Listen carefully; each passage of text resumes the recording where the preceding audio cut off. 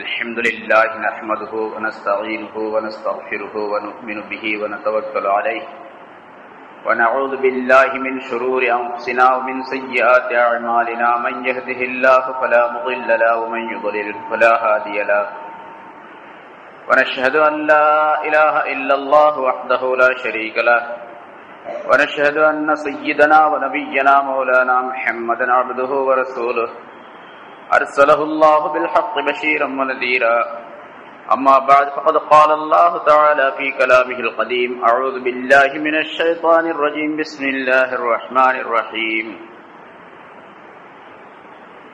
قال يا آدم أنبئهم بأسمائهم فلما أنبأهم بأسمائهم قال ألم أقل لكم إني أعلم غيب السماوات والأرض وأعلم ما تبدون وما كنتم تكتمون صدق الله العظيم. கண்ணியத்திற்குரிய பெரியோர்களே, சகோதரர்களே, அல்லாஹ் தஆலா ஆதம் அலைஹிஸ்ஸலாம் அவர்களை தன்னுடைய ஹலீஃபாவாக படைத்து அவர்களுக்கு பல்வேறு ஞானங்களை கற்றுக் கொடுத்து மலக்குகளை விட மிக சிறப்பானவர்களாக அவர்களை அமைத்து வைத்த விவரங்கள் முன்னால் உள்ள ஆயத்துகளில் சொல்லப்பட்டன. ஆதம் அலைஹிஸ்ஸலாம் அவர்களுக்கு அல்லாஹ் தஆலா படித்து கொடுத்த, சொல்லிக் கொடுத்த விஷயங்களை மலக்குகளிடத்தில் சொல்லுமாறு அல்லாஹ் தஆலா கட்டளையிட்டான். ஆதம் அலைஹிஸ்ஸலாம் அவர்களுக்கு அல்லாஹ் தஆலா இல்மை கொடுத்ததின் காரணமாக மலக்குகளை விட அவர்கள் உயர்வாக ஆக்கப்பட்டார்கள். மனிதர்களுக்கு இல்மு என்பது எல்லா நிலைகளிலும் கட்டாயமாக தேவைப்படுகின்ற காரணத்தால் அல்லாஹ் தஆலா அந்த இல்மை மிக உயர்வாக ஆக்கி வைத்திருப்பதின் காரணத்தால் அதனை ஆதம் அலைஹிஸ்ஸலாம் அவர்களுக்கு கற்றுக் கொடுத்து அதை மலக்குகளுக்கு சொல்லுமாறு கட்டளையிட்டான். முதலாவது மலக்குகளிடத்தில் அல்லாஹ் கேட்டான், நீ எங்களுக்கு சொல்லிக் கொடுத்ததை தவிர, கற்றுக் கொடுத்ததை தவிர வேற எதுவும் எங்களுக்கு தெரியாது என்பதாக சொல்லி அவர்கள் தங்களுடைய தோல்வியை, தங்களுடைய இயலாமையை ஒப்புக்கொண்டார்கள். ஆதம் அலைஹிஸ்ஸலாம் அவர்களை நோக்கி அல்லாஹ் தஆலா சொன்னான், யா ஆதமு அம்பிஉஹும் பிஅஸ்மாஇஹிம், ஆதமே இவர்களுக்கு இந்த பொருள்களுடைய பெயர்களை நீர் அறிவித்துக் கொடுப்பீராக, சொல்லிக் கொடுப்பீராக என்பதாக கட்டளையிட்டதன் மூலமாக ஆதம் அலைஹிஸ்ஸலாம் அவர்களை மலக்குகளுக்கு உஸ்தாதாக, ஆசிரியராக நியமனம் செய்தார். அது பற்றிய பல விளக்கங்கள் சென்ற வாரம் சொல்லப்பட்டன. அவ்வாறு அவர்கள் அந்த பெயர்களை எல்லாம், பொருட்களின் பெயர்களை எல்லாம் மலக்குகளுக்கு சொல்லிக் கொடுத்தார்கள். ஃபலம்மா அம்பஅஹும் பிஅஸ்மாஇஹிம், அந்த பொருள்களுடைய பெயர்களை ஆதம் அலைஹிஸ்ஸலாம் அவர்கள் மலக்குகளுக்கு சொன்ன பொழுது அல்லாஹ் தஆலா மலக்குகளை பார்த்து சொன்னான், கால அலம் அகுல் லகும் இன்னி அஅலமு கைபஸ் ஸமாவாத்தி வல் அர்த், நான் உங்களுக்கு முன்னமே சொல்லவில்லையா வானங்களின் இன்னும் பூமியின் மறைவான விஷயங்களை எல்லாம் நான் நன்கு தெரிந்தவன் என்பதை உங்களுக்கு நான் முன்னமே சொல்லவில்லையா என்பதாக அல்லாஹ் தஆலா கேட்டார். இன்னும்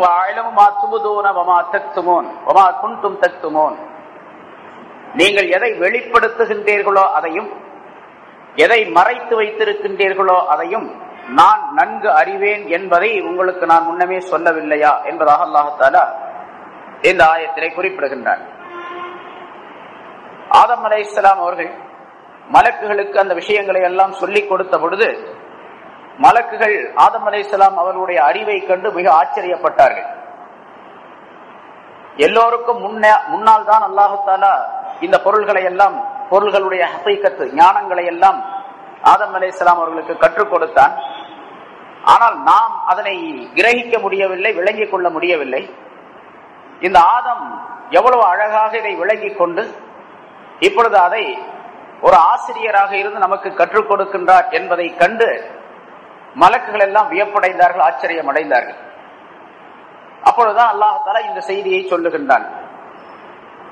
எனக்கு தெரியும் இந்த ஆதம் எப்படிப்பட்டவர், அவருக்குள்ளே என்ன சக்தியை நான் வைத்திருக்கின்றேன் என்பது எனக்குத்தான் தெரியும், உங்கள் யாருக்குமே அது தெரியாது என்பதை அல்லாஹ் தஆலா சொல்லி, எல்லா மறைவான ஞானங்களும் தனக்கு உள்ளது என்பதாக அல்லாஹ் தஆலா இங்கே அறிவிக்கின்றார். ஆதம் அலைஹிஸ்ஸலாம் அவர்கள் மலக்குகளுக்கு சொல்லிக் கொடுத்த பல்வேறு விஷயங்கள், அந்த ஞானங்கள், இல்முடைய சிறப்புகள் ஆகியவற்றை எல்லாம் முன்னால் சென்ற வாரம் சொல்லப்பட்டன. மலக்குகளை விட இந்த மனிதன் சிறப்பானவன் என்பதற்கு இந்த இல்மு ஒன்றுதான் அடிப்படை காரணமாக, அசல் காரணமாக ஆக்கப்பட்டு இருக்கின்றது. இல்மு என்பது இல்லாவிட்டால் மலக்குகளை விட மனிதன் சிறந்தவனாக ஆக முடியாது. வணக்கத்தின் மூலமாக மனிதன் சிறந்தவனாக ஆகின்றான் என்பது இருந்தால் மலக்குகள் தான் சிறந்தவர்களாக இருக்க முடியும். மலக்குகளை போன்று வணங்குகின்றவர்கள் யாரும் கிடையாது. மலக்குகளை போன்று வணக்கம் செய்தவர்கள் அல்லது செய்து கொண்டிருப்பவர்கள், இனிமேல் செய்ய போகிறவர்கள் யாரும் கிடையாது. அதே போன்று தஸ்பீஹ், அல்லாஹ்வை திக்ர் செய்வது, தஸ்பீஹ் செய்வதிலும் மலக்குகள் தான் முன்னணியில் இருக்கின்றார்கள். அவர்களை போன்று யாரும், எந்த மனிதரோ அல்லது எந்த பொருள்களோ தஸ்பீஹ் செய்து விட முடியாது, அல்லாஹ்வை திக்ர் செய்து விட முடியாது. இந்த சூழ்நிலையிலே வணக்கங்களை கொண்டோ ஜிக்ரு தஸ்பீஹ்களை கொண்டோ ஒரு பொருள் உயர்ந்ததாக இருக்கின்றது என்று சொன்னால் அது மலக்குகள் தான் இருக்க முடியும். ஆனால் மலக்குகளை விட மனிதனை அல்லாஹ் தஆலா உயர்வாக ஆக்கி வைத்திருப்பதின் காரணம் இவருக்கு இல்மு கொடுக்கப்பட்டதின் காரணம் தான் என்பதை அல்லாஹ் தஆலா இங்கே விளக்குகின்றார். இதே அல்லாஹ் தஆலா ஆதம் அலைஹிஸ்ஸலாம் படைப்பதற்கு முன்னதாகவே இப்படி ஒரு மனித இனத்தை நான் படைக்க வேண்டும் என்று அல்லாஹ் தஆலா விரும்பினார். அந்த விரும்பியதின் காரணம் தன்னை பற்றி உள்ள பரிபூர்ணமான அறிவு என்னுடைய படைப்பினங்களுக்கு, தன்னுடைய படைப்பினங்களுக்கு ஏற்பட வேண்டும்.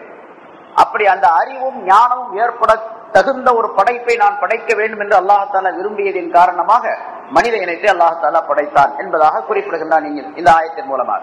ரசூலுல்லாஹி ஸல்லல்லாஹு அலைஹி வஸல்லம் அவர்கள் சொல்லுகின்றார்கள், அல்லாஹ் தஆலா இந்த பிரபஞ்சம் முழுவதையும் படைப்பதற்கு முன்னால், பிரபஞ்சம் ஒன்றுமே இல்லாமல் இருக்கக்கூடிய காலத்தில், எதுவுமே வானம் பூமி எதுவுமே எந்த பொருளும் கிடையாது, அல்லாஹ் தஆலா எப்படி இருந்தான் என்பது பற்றி ஸல்லல்லாஹு அலைஹி வஸல்லம் அவர்கள் சொல்லுகின்றார்கள். குன்து கன்ஸம் மக்ஃபியா, நான் மறைக்கப்பட்ட மறை பொருளாக இருந்தேன். அல்லாஹ் தஆலா சொல்லுவதாக நபி ஸல்லல்லாஹு அலைஹி வஸல்லம் சொல்லுகின்றார்கள், மறைக்கப்பட்ட மறை பொருளாக இருந்தேன். ஃபஅஹபப்து அன் உரஃப, நான் அறியப்பட வேண்டும் என்று விரும்பினேன், என்னை பற்றி என்னுடைய படைப்பினங்கள் தெரிய வேண்டும் என்று நான் விரும்பினேன்.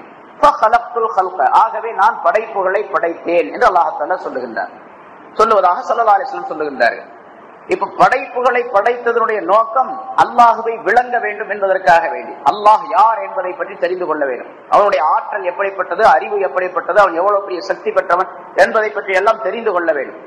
இந்த தெரிந்து கொள்ளக்கூடிய தன்மை, அல்லாஹுடைய அறிவையும் ஆற்றலையும் அவனுடைய இல்மையும் குதிரத்தையும் தெரிந்து கொள்ளக்கூடிய தன்மை மனிதனிடத்தில் தான் அல்லாஹ் தஆலா வைத்திருக்கின்றார். ஆகவே அப்படி ஒரு படைப்பை அல்லாஹ் தஆலா படைக்க வேண்டும் என்று விரும்பியதின் காரணமாக ஆதம் அலைஹிஸ்ஸலாம் அவர்களை படைத்து எல்லா ஞானங்களையும் கற்றுக் கொடுத்தான்.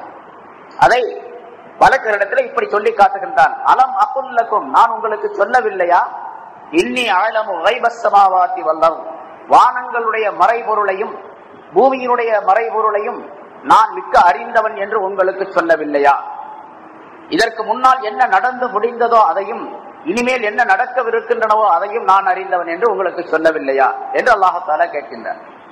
இங்கே மற்றொரு கருத்து விளக்கப்படுகின்றது. வானங்களிலும் பூமியிலும் இருக்கக்கூடிய கைபான மறைவான விஷயங்களை அல்லாஹ் ஒருவன் தான் தெரிந்தவன். அது அல்லாஹ் ஒருவனுக்குமே மட்டுமே தெரியும், வேறு எவருக்கும் தெரியாது என்பதற்கும் இந்த ஆயத் ஆதாரமாக இருக்கின்றது. குர்ஆனிலே பல்வேறு இடங்களிலே இந்த கைப் என்று சொன்னால் மறைவான விஷயம், மறைவான விஷயங்களை அறிவது, இல்முல் கைப், மறைவான விஷயங்களே தெரிந்திருப்பது அறிந்திருப்பது என்பது அல்லாஹுக்கே சொந்தமானது, வேறு எந்த மனிதருக்கும் அது கொடுக்கப்படவில்லை, அல்லாஹ் தஆலா ஒருவனுக்கே சொந்தமானது. இதற்கு பேர் இந்த இல்முல் கைப் என்பதாக சொல்லப்படும். மறைவான அறிவு, மறைவான ஞானம்.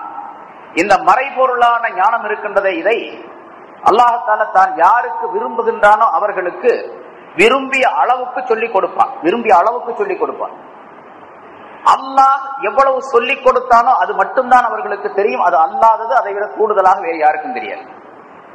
இதுல ஆதம் அலைஹிஸ்ஸலாம் அவர்களுக்கு பல்வேறு ஞானங்களை கற்றுக் கொடுத்தார்.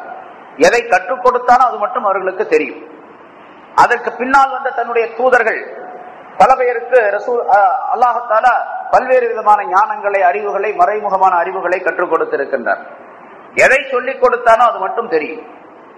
அதே போன்று இந்த மறைவான ஞானங்களை மிக அதிகமாக கற்றுக் கொடுக்கப்பட்டவர்களில் ரசூலுல்லாஹி ஸல்லல்லாஹு அலைஹி வஸல்லம் அவர்கள் முதன்மையானவர்கள். ஸல்லல்லாஹு அலைஹி வஸல்லம் அவர்களுக்கு ஏராளமான இல்முல் கைப், மறைவான அறிவை அல்லாஹ் தஆலா கற்றுக் கொடுத்தார். அல்லாஹ் எவ்வளவு கற்றுக் கொடுத்தானோ அவ்வளவு மட்டுமே ரசூலுல்லாஹி ஸல்லல்லாஹு அலைஹி வஸல்லம் அவர்களுக்கு தெரியும். ஆனா எவ்வளவு கற்றுக் கொடுத்தான்? அந்த கற்றுக் கொடுத்ததுக்கு வரைமுறை இல்லை. மிக ஏராளமாக அல்லாஹ் தஆலா கற்றுக் கொடுத்தார். ஸல்லல்லாஹு அலைஹி வஸல்லம் அவர்கள் சொல்லுகின்றார்கள், ஊதீது இல்மல் அவ்வலீன வல் ஆகிரீன், நான் முன்னோர் பின்னோர் அனைவருடைய அறிவும் கொடுக்கப்பட்டிருக்கின்றேன் என்பதால், முன்னோர் பின்னோர் அனைவருடைய அறிவு, ஆதம் அலைஹிஸ்ஸலாத்திலிருந்து இதுவரைக்கும் உள்ள அறிவுகளும் இனிமேல் கியாமத் நாள் வரைக்கும் வரக்கூடிய அறிவுகள் எல்லாம் நான் கற்றுக் கொடுக்கப்பட்டிருக்கின்றேன் என்பது அதனுடைய பொருள், அதனுடைய விளக்கம். அதே போன்று எல்லா மொழிகளும் நான் கற்றுக் கொடுக்கப்பட்டிருக்கின்றேன் என்பதும் அதற்கு விளக்கமாக சொல்லப்பட்டிருக்கின்றது. ஆதம் அலைஹிஸ்ஸலாம் அவர்களில் இருந்து மனித இனம் எத்தனை மொழிகளை பேசினார்களோ, 2000 பிரிவினர், 2000 மதத்தினர் இருக்கின்றார்கள் உலகத்திலே என்று. சுமார் 2 லட்சம் பாஷைகளை பேசுகின்றார்கள். உலகத்தினுடைய கணக்கெடுப்பு 2 லட்சம் பாஷைகள், மொழிகள் பேசுகின்றார்கள். 2000 பிரிவுகள் இருக்கின்றார்கள். இத்தனையும் ரசூலுல்லாஹி ஸல்லல்லாஹு அலைஹி வஸல்லம் அவர்களுக்கு கற்றுக் கொடுக்கப்பட்டிருந்தது என்று பொருளாகும் அதற்கு. சரி, இனிமேல் எந்த மொழிகள் எல்லாம் வருகின்றனவோ உலகத்திலே புதிதாக கண்டுபிடிக்கப்பட்டு அத்தனை மொழிகளும் அத்தனை விஷயங்களும் ரசூலுல்லாஹி ஸல்லல்லாஹு அலைஹி வஸல்லம் அவர்களுக்கு தெரியும் என்பதாக பொருள். ஆனாலும் ரசூலுல்லாஹி ஸல்லல்லாஹு அலைஹி வஸல்லம் அவர்களுக்கு கொடுக்கப்பட்டிருந்த, கற்றுக் கொடுக்கப்பட்டிருந்த அந்த இல்முல் கைப் இருக்கின்றதே, அது மஹ்தூத், ஒரு எல்லைக்கு உட்பட்டதுதான். எல்லைக்கு உட்பட்டது, எல்லையை விட்டு அப்பாற்பட்டு என்பது கிடையாது. அல்லாஹ் தஆலாவுடைய இல்முல் கைப் இருக்கின்றதே, மறைவான ஞானம் என்பது, அது கைர மஹ்தூத், எல்லைக்கு உட்படாதது. அது இவ்வளவுதான் என்று கணக்கு போட்டு சொல்ல முடியாது. ரசூலுல்லாஹி ஸல்லல்லாஹு அலைஹி வஸல்லம் அவர்களுக்கு அல்லாஹ் தஆலா தன்னுடைய அந்த மறைவான ஞானத்திலிருந்து ஒரு சில பகுதிகளை கற்றுக் கொடுத்திருந்தார். அது மிக கொஞ்சம். அல்லாஹ்வுடைய அறிவை சேர்த்து நாம் பார்க்கும் பொழுது ஸல்லல்லாஹு அலைஹி வஸல்லம் அவர்களுக்கு கற்றுக் கொடுக்கப்பட்டிருந்த அந்த இல்முல் கைப் இருக்கின்றது, அது மிக மிக குறைவானது, மிக மிக குறைவானது. ஸல்லல்லாஹு அலைஹி வஸல்லம் எவ்வளவு சொல்லுகின்றார்களோ, இப்ப நபி அவர்களை பற்றி நாம் எவ்வளவு சொன்னோமோ, எவ்வளவு விளங்கி இருக்கின்றோமோ, அதுவெல்லாம் அல்லாஹ்வுடைய இல்முல் கைபிலிருந்து ஒரு துளிதான், ஒரு சிறு பகுதி தான். அல்லாஹ் தஆலாவுடைய இல்முல் கைப் முழுவதையும் எந்த மனிதரும் தெரிய முடியாது. மற்றவர்கள், ஏன்னா சில பேர் இப்படி நினைக்கக்கூடியவர்கள் அல்லது சொல்லக்கூடியவர்கள், அதுதான் சரி என்று வாதிடக்கூடியவர்கள் இருக்கின்றார்கள். ரசூலுல்லாஹி ஸல்லல்லாஹு அலைஹி வஸல்லம் அவர்களுக்கும் இல்முல் கைப் உண்டு, மறைவான ஞானம் உண்டு. ஸல்லல்லாஹு அலைஹி வஸல்லம் அவர்கள் அல்லாஹ்வை போன்று, அல்லாஹ்வுக்கு எவ்வளவு அறிவு இருக்கின்றதோ, மறைவான ஞானங்கள் இருக்கின்றனவோ, அதே அறிவு ரசூலுல்லாஹி ஸல்லல்லாஹு அலைஹி வஸல்லம் அவர்களுக்கும் உண்டு என்று சொல்லக்கூடிய சில மனிதர்கள் இருக்கின்றார்கள். அத சில ஆயத்துகளை வைத்து, சில ஹதீசுகளை வைத்து, இப்படி ரசூலுல்லாஹி ஸல்லல்லாஹு அலைஹி வஸல்லம் அவர்களுக்கு உயர்வான இல்மு கொடுக்கப்பட்டிருக்கின்றது என்பதை வைத்து சொல்லக்கூடிய சில மனிதர்கள் இருக்கின்றார்கள். அது தவறு என்பதை அல்லாஹ் தஆலா பல்வேறு ஆயத்துகளிலே சுட்டி காட்டுகின்றார். அதுல குர்ஆன்ல முதலாவது ஆயத்து இந்த ஆயத்து, இன்னி அலமு கைபஸ் ஸமாவாத்தி வல் அர்த் என்ற ஆயத்தின் மூலமாக அல்லாஹ் தஆலா தெளிவுபடுத்துகின்றான். வேற யாருக்கும் தெரியாது, எனக்கு தான் தெரியும். இல்முல் கைப் என்பது என்னிடத்தில் உள்ளது, அது வேற யாருக்கும் தெரியாது என்பதை அல்லாஹ் தஆலா இங்கே உறுதிப்படுத்துகின்றான். பிறகு மற்றொரு விளக்கம், அல்லாஹ் தஆலாவுக்கு இல்முல் கைப், மறைவான விஷயங்கள் இருக்கின்றன, மறைவான ஞானம் இருக்கின்றது என்று வைத்துக் கொண்டால், என்று சொல்லப்படும் பொழுது, அந்த மறைவான ஞானம் என்பது வேறு யாரும் சொல்லிக் கொடுத்து ரசூலுல்லாஹி அல்லாஹ் தஆலாவுக்கு வந்த ஞானம் அல்ல. யாராவது அல்லாஹ்வுக்கு சொல்லிக் கொடுத்து அல்லாஹ் தஆலா கற்றுக்கொண்டு அவனுக்கு அந்த ஞானம் வந்ததா? அறிவு கிடையாது. அல்லாஹ் தஆலாவுக்கு அவனுடைய ஜாத், அவனுடைய உள்ளமிலேயே, இயற்கையிலேயே, அவனுடைய உள்ளமையிலே உள்ள, அவனுடைய ஜாத்திலேயே அமைந்திருக்கக்கூடிய அறிவு அது இல்முல் கைப் என்பது. வேறு யாரும் அவனுக்கு சொல்லிக் கொடுத்து வந்ததல்ல. அதனால அல்லாஹ் தஆலாவுக்கு உள்ள இல்முல் கைப் இருக்கின்றதே, அது இல்முல் கைப் ஜாத்தி என்பதாக சொல்லப்படும். அவனுடைய உள்ளமையிலேயே உள்ளது. அவனுக்கு வேறு யாரும் சொல்லிக் கொடுத்தோ, வேறு பொருள்களின் மூலமாக அவனாக கற்றுக்கொண்டோ வந்ததல்ல.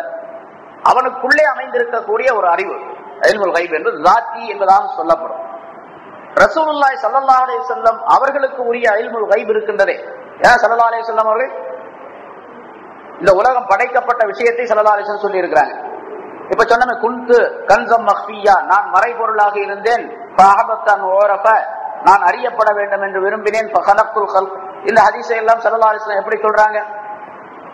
அல்லாஹ் தஆலா இப்படி இருந்தான் அப்படிங்கிறது. அதே போன்று வானம் பூமி எப்படி படைக்கப்பட்டது அப்படிங்கிற விஷயத்தை குர்ஆன்ல சொல்லும்போது அதற்கு விளக்கத்தை ஸல்லல்லாஹு அலைஹி வஸல்லம் சொல்லி தருகின்றார்கள். இந்த வானம் எப்படி இருக்கின்றது என்ற அமைப்பை சொல்லி தருகின்றார்கள்.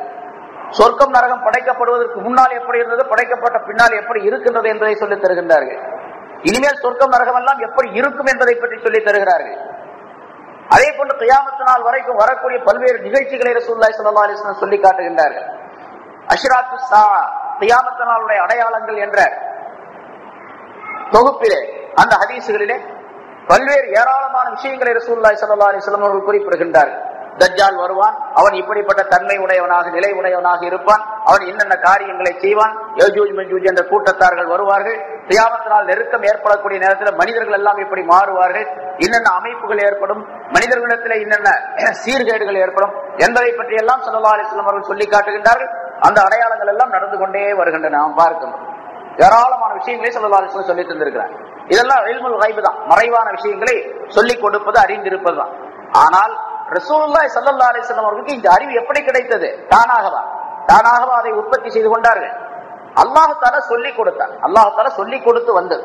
அதனால அதுக்கு பேரு அதாஇ என்பதாக சொல்லப்படும்.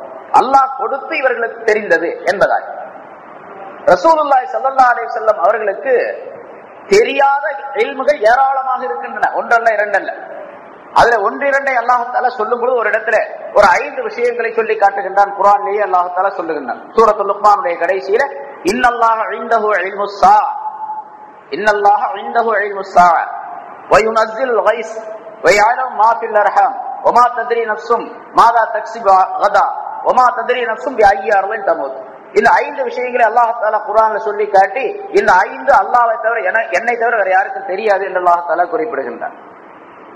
கியாமத் நாள் எப்பொழுது வரும் என்பது அல்லாஹ் ஒருத்தனுக்கு தான் தெரியும், வேற யாருக்கும் தெரியாது, யாருக்குமே தெரியாது. அதே போன்று இன்னல்லாஹ இன்தஹு இல்முஸ் ஸாஅ வ யுனஸ்ஸிலுல் கைஸ், மழை எப்பொழுது பெய்யும் என்பது பற்றி அல்லாஹ்வுக்கு தான் தெரியும், வேற யாருக்கும் தெரியாது. மழை எப்பொழுது, எந்த இடத்திலே எப்பொழுது பெய்யும், எவ்வளவு பெய்யும் அப்படிங்கிறது யாருக்கும் தெரியாது, அல்லாஹ் ஒருத்தனுக்கு தான் தெரியும். வ யஅலமு மா ஃபில் அர்ஹாம், கர்ப்பத்திலே உள்ளது என்ன என்பது பற்றி அவனுக்கு தான் தெரியும். கர்ப்பத்தில் உள்ளது குழந்தையா இல்லையா, அது ஆணா பெண்ணா என்ற விளக்கம் அல்லாஹ் ஒருத்தருக்கு தான், வேற யாருக்கும் தெரியாது. வமா தத்ரி நஃப்ஸும் மாதா தக்ஸிபு கதா, ஒவ்வொரு ஆத்மாவும் நாளைக்கு என்ன செய்யும், அடுத்த நேரம் என்ன செய்யும் என்பது பற்றி அல்லாஹ்வுக்கு தான் தெரியும், வேற யாருக்கும் தெரியாது. வமா தத்ரி நஃப்ஸும் பி ஐயி அர்லின் தமூத், எந்த இடத்திலே ஒரு ஆத்மா மௌத்தாகும் என்பது, இறந்து விடும் என்பது பற்றி யாருக்கும் தெரியாது, அல்லாஹ் ஒருத்தனுக்கு தான் தெரியும். இந்த 5 விஷயங்களை அல்லாஹ் தஆலா தன்னிடத்தில் வைத்திருக்கின்றார் என்பதாக குறிப்பிடப்படுகின்றது. அல்லாஹ் தஆலா குர்ஆனில் சொல்லி காட்டுகின்றார். அதற்கு ரசூலுல்லாஹி ஸல்லல்லாஹு அலைஹி வஸல்லம் விளக்கம் சொல்லும் பொழுது இந்த 5 அல்லாஹ்வுக்கு தான் தெரியும், எனக்கும் தெரியாது என்பதாக சொல்லுகின்றார். எனக்கும் தெரியாது என்பதாகவே சொல்லுகின்றார். ஏன்னா இந்த விஷயத்தையும் கூட, இந்த 5 விஷயம் கூட அல்லாஹ் தஆலா சொன்னா, ஆனா பின்னால ரசூலுல்லாஹி ஸல்லல்லாஹு அலைஹி வஸல்லம் அவர்களுக்கு அந்த 5 விஷயங்களையும் கூட கற்றுக் கொடுத்து விட்டான் என்று சொல்லக்கூடிய சில மனிதர்களும் உண்டு. ஆனால் சுன்னத் ஜமாஅத்துடைய கொள்கைப்படி தீர்ப்பளிக்கப்பட்ட விஷயம் என்னவென்று சொன்னால், அது அல்லாஹ்வை தவிர வேற யாருக்குமே தெரியாது அப்படிங்கிறது. அந்த இடத்துல சில சந்தேகங்கள் வரலாம். இல்முல் கைப் அல்லாஹ்வுக்கு தான் உரியது அப்படிங்கிறதுக்காக இது சொல்லப்படுதே தவிர, அந்த 5க்கு சில விளக்கங்கள் இருக்கின்றன. அதுல சில சந்தேகங்கள் இருக்கும் சில பேருக்கு. அப்போ உதாரணமா கர்ப்பங்களிலே இருக்கக்கூடியதை பற்றி அல்லாஹ் ஒருத்தனுக்கு தான் தெரியும், வேற யாருக்கும் தெரியாது. இப்ப ஸ்கேன் எடுத்து பாக்குறாங்க, ஆம்பளையா பொம்பளையான்னு சொல்லி போடுறாங்க இல்லையா? இதுக்கு முதல்ல இந்த ஆயத்துக்கு விளக்கம் சொல்லக்கூடிய உலமாக்கள் முஃபஸ்ஸிரீன்கள்லாம் இப்படி கர்ப்பத்தில் இருக்கக்கூடிய ஒரு குழந்தை அது ஆணா பெண்ணா என்று அல்லாஹ்வுக்கு தான் தெரியும், வேற யாருக்கும் தெரியாது அப்படின்னு எழுதி வச்சிருக்கிறாங்க தஃப்சீர்கள்ல. பயன் செய்யக்கூடிய விளக்கம் சொல்லக்கூடிய உலமாக்களும் அப்படித்தான் சொல்லிட்டு வந்தாங்க. ஆனா இப்ப ஸ்கேன் வந்த பிறகு ஆணா பெண்ணா அப்படின்னு சொல்லிடுறாங்க. உள்ள இருக்கிறது ஆம்பளையா பொம்பளையா அப்படின்னு சொல்லி. சரி, இப்ப என்ன விளக்கம் சொல்றது? அப்போ எந்த ஆயத்துக்கு? ஸ்கேன்ல தான் தெரிஞ்சு போயிடுது ஆனா பெண்ணா அப்படின்னு சொல்லி. அதுக்கு உலமாக்கள், இப்ப உலமாக்கள் சொல்லக்கூடிய கருத்து, ஆனா பெண்ணா என்று தெரிவது மட்டுமல்ல, கர்ப்பத்திலே இருப்பது அவனுக்குத்தான் தெரியும், வேற யாருக்கும் தெரியாதுன்னு சொன்னா ஆனா பெண்ணா அப்படிங்கிறது, அந்த குழந்தை இருக்கக்கூடிய குழந்தை நல்லதா கெட்டதா, அதாவது நல்ல மனிதனா கெட்ட மனிதனா, சொர்க்கவாசியா நரகவாசியா என்பது பற்றி அல்லாஹ் ஒருத்தருக்கு தான் தெரியும். அவன் மூமினா அவன் காபிரா என்பது பற்றி யாருடைய வயிற்றில் பிறந்தாலும் சரி.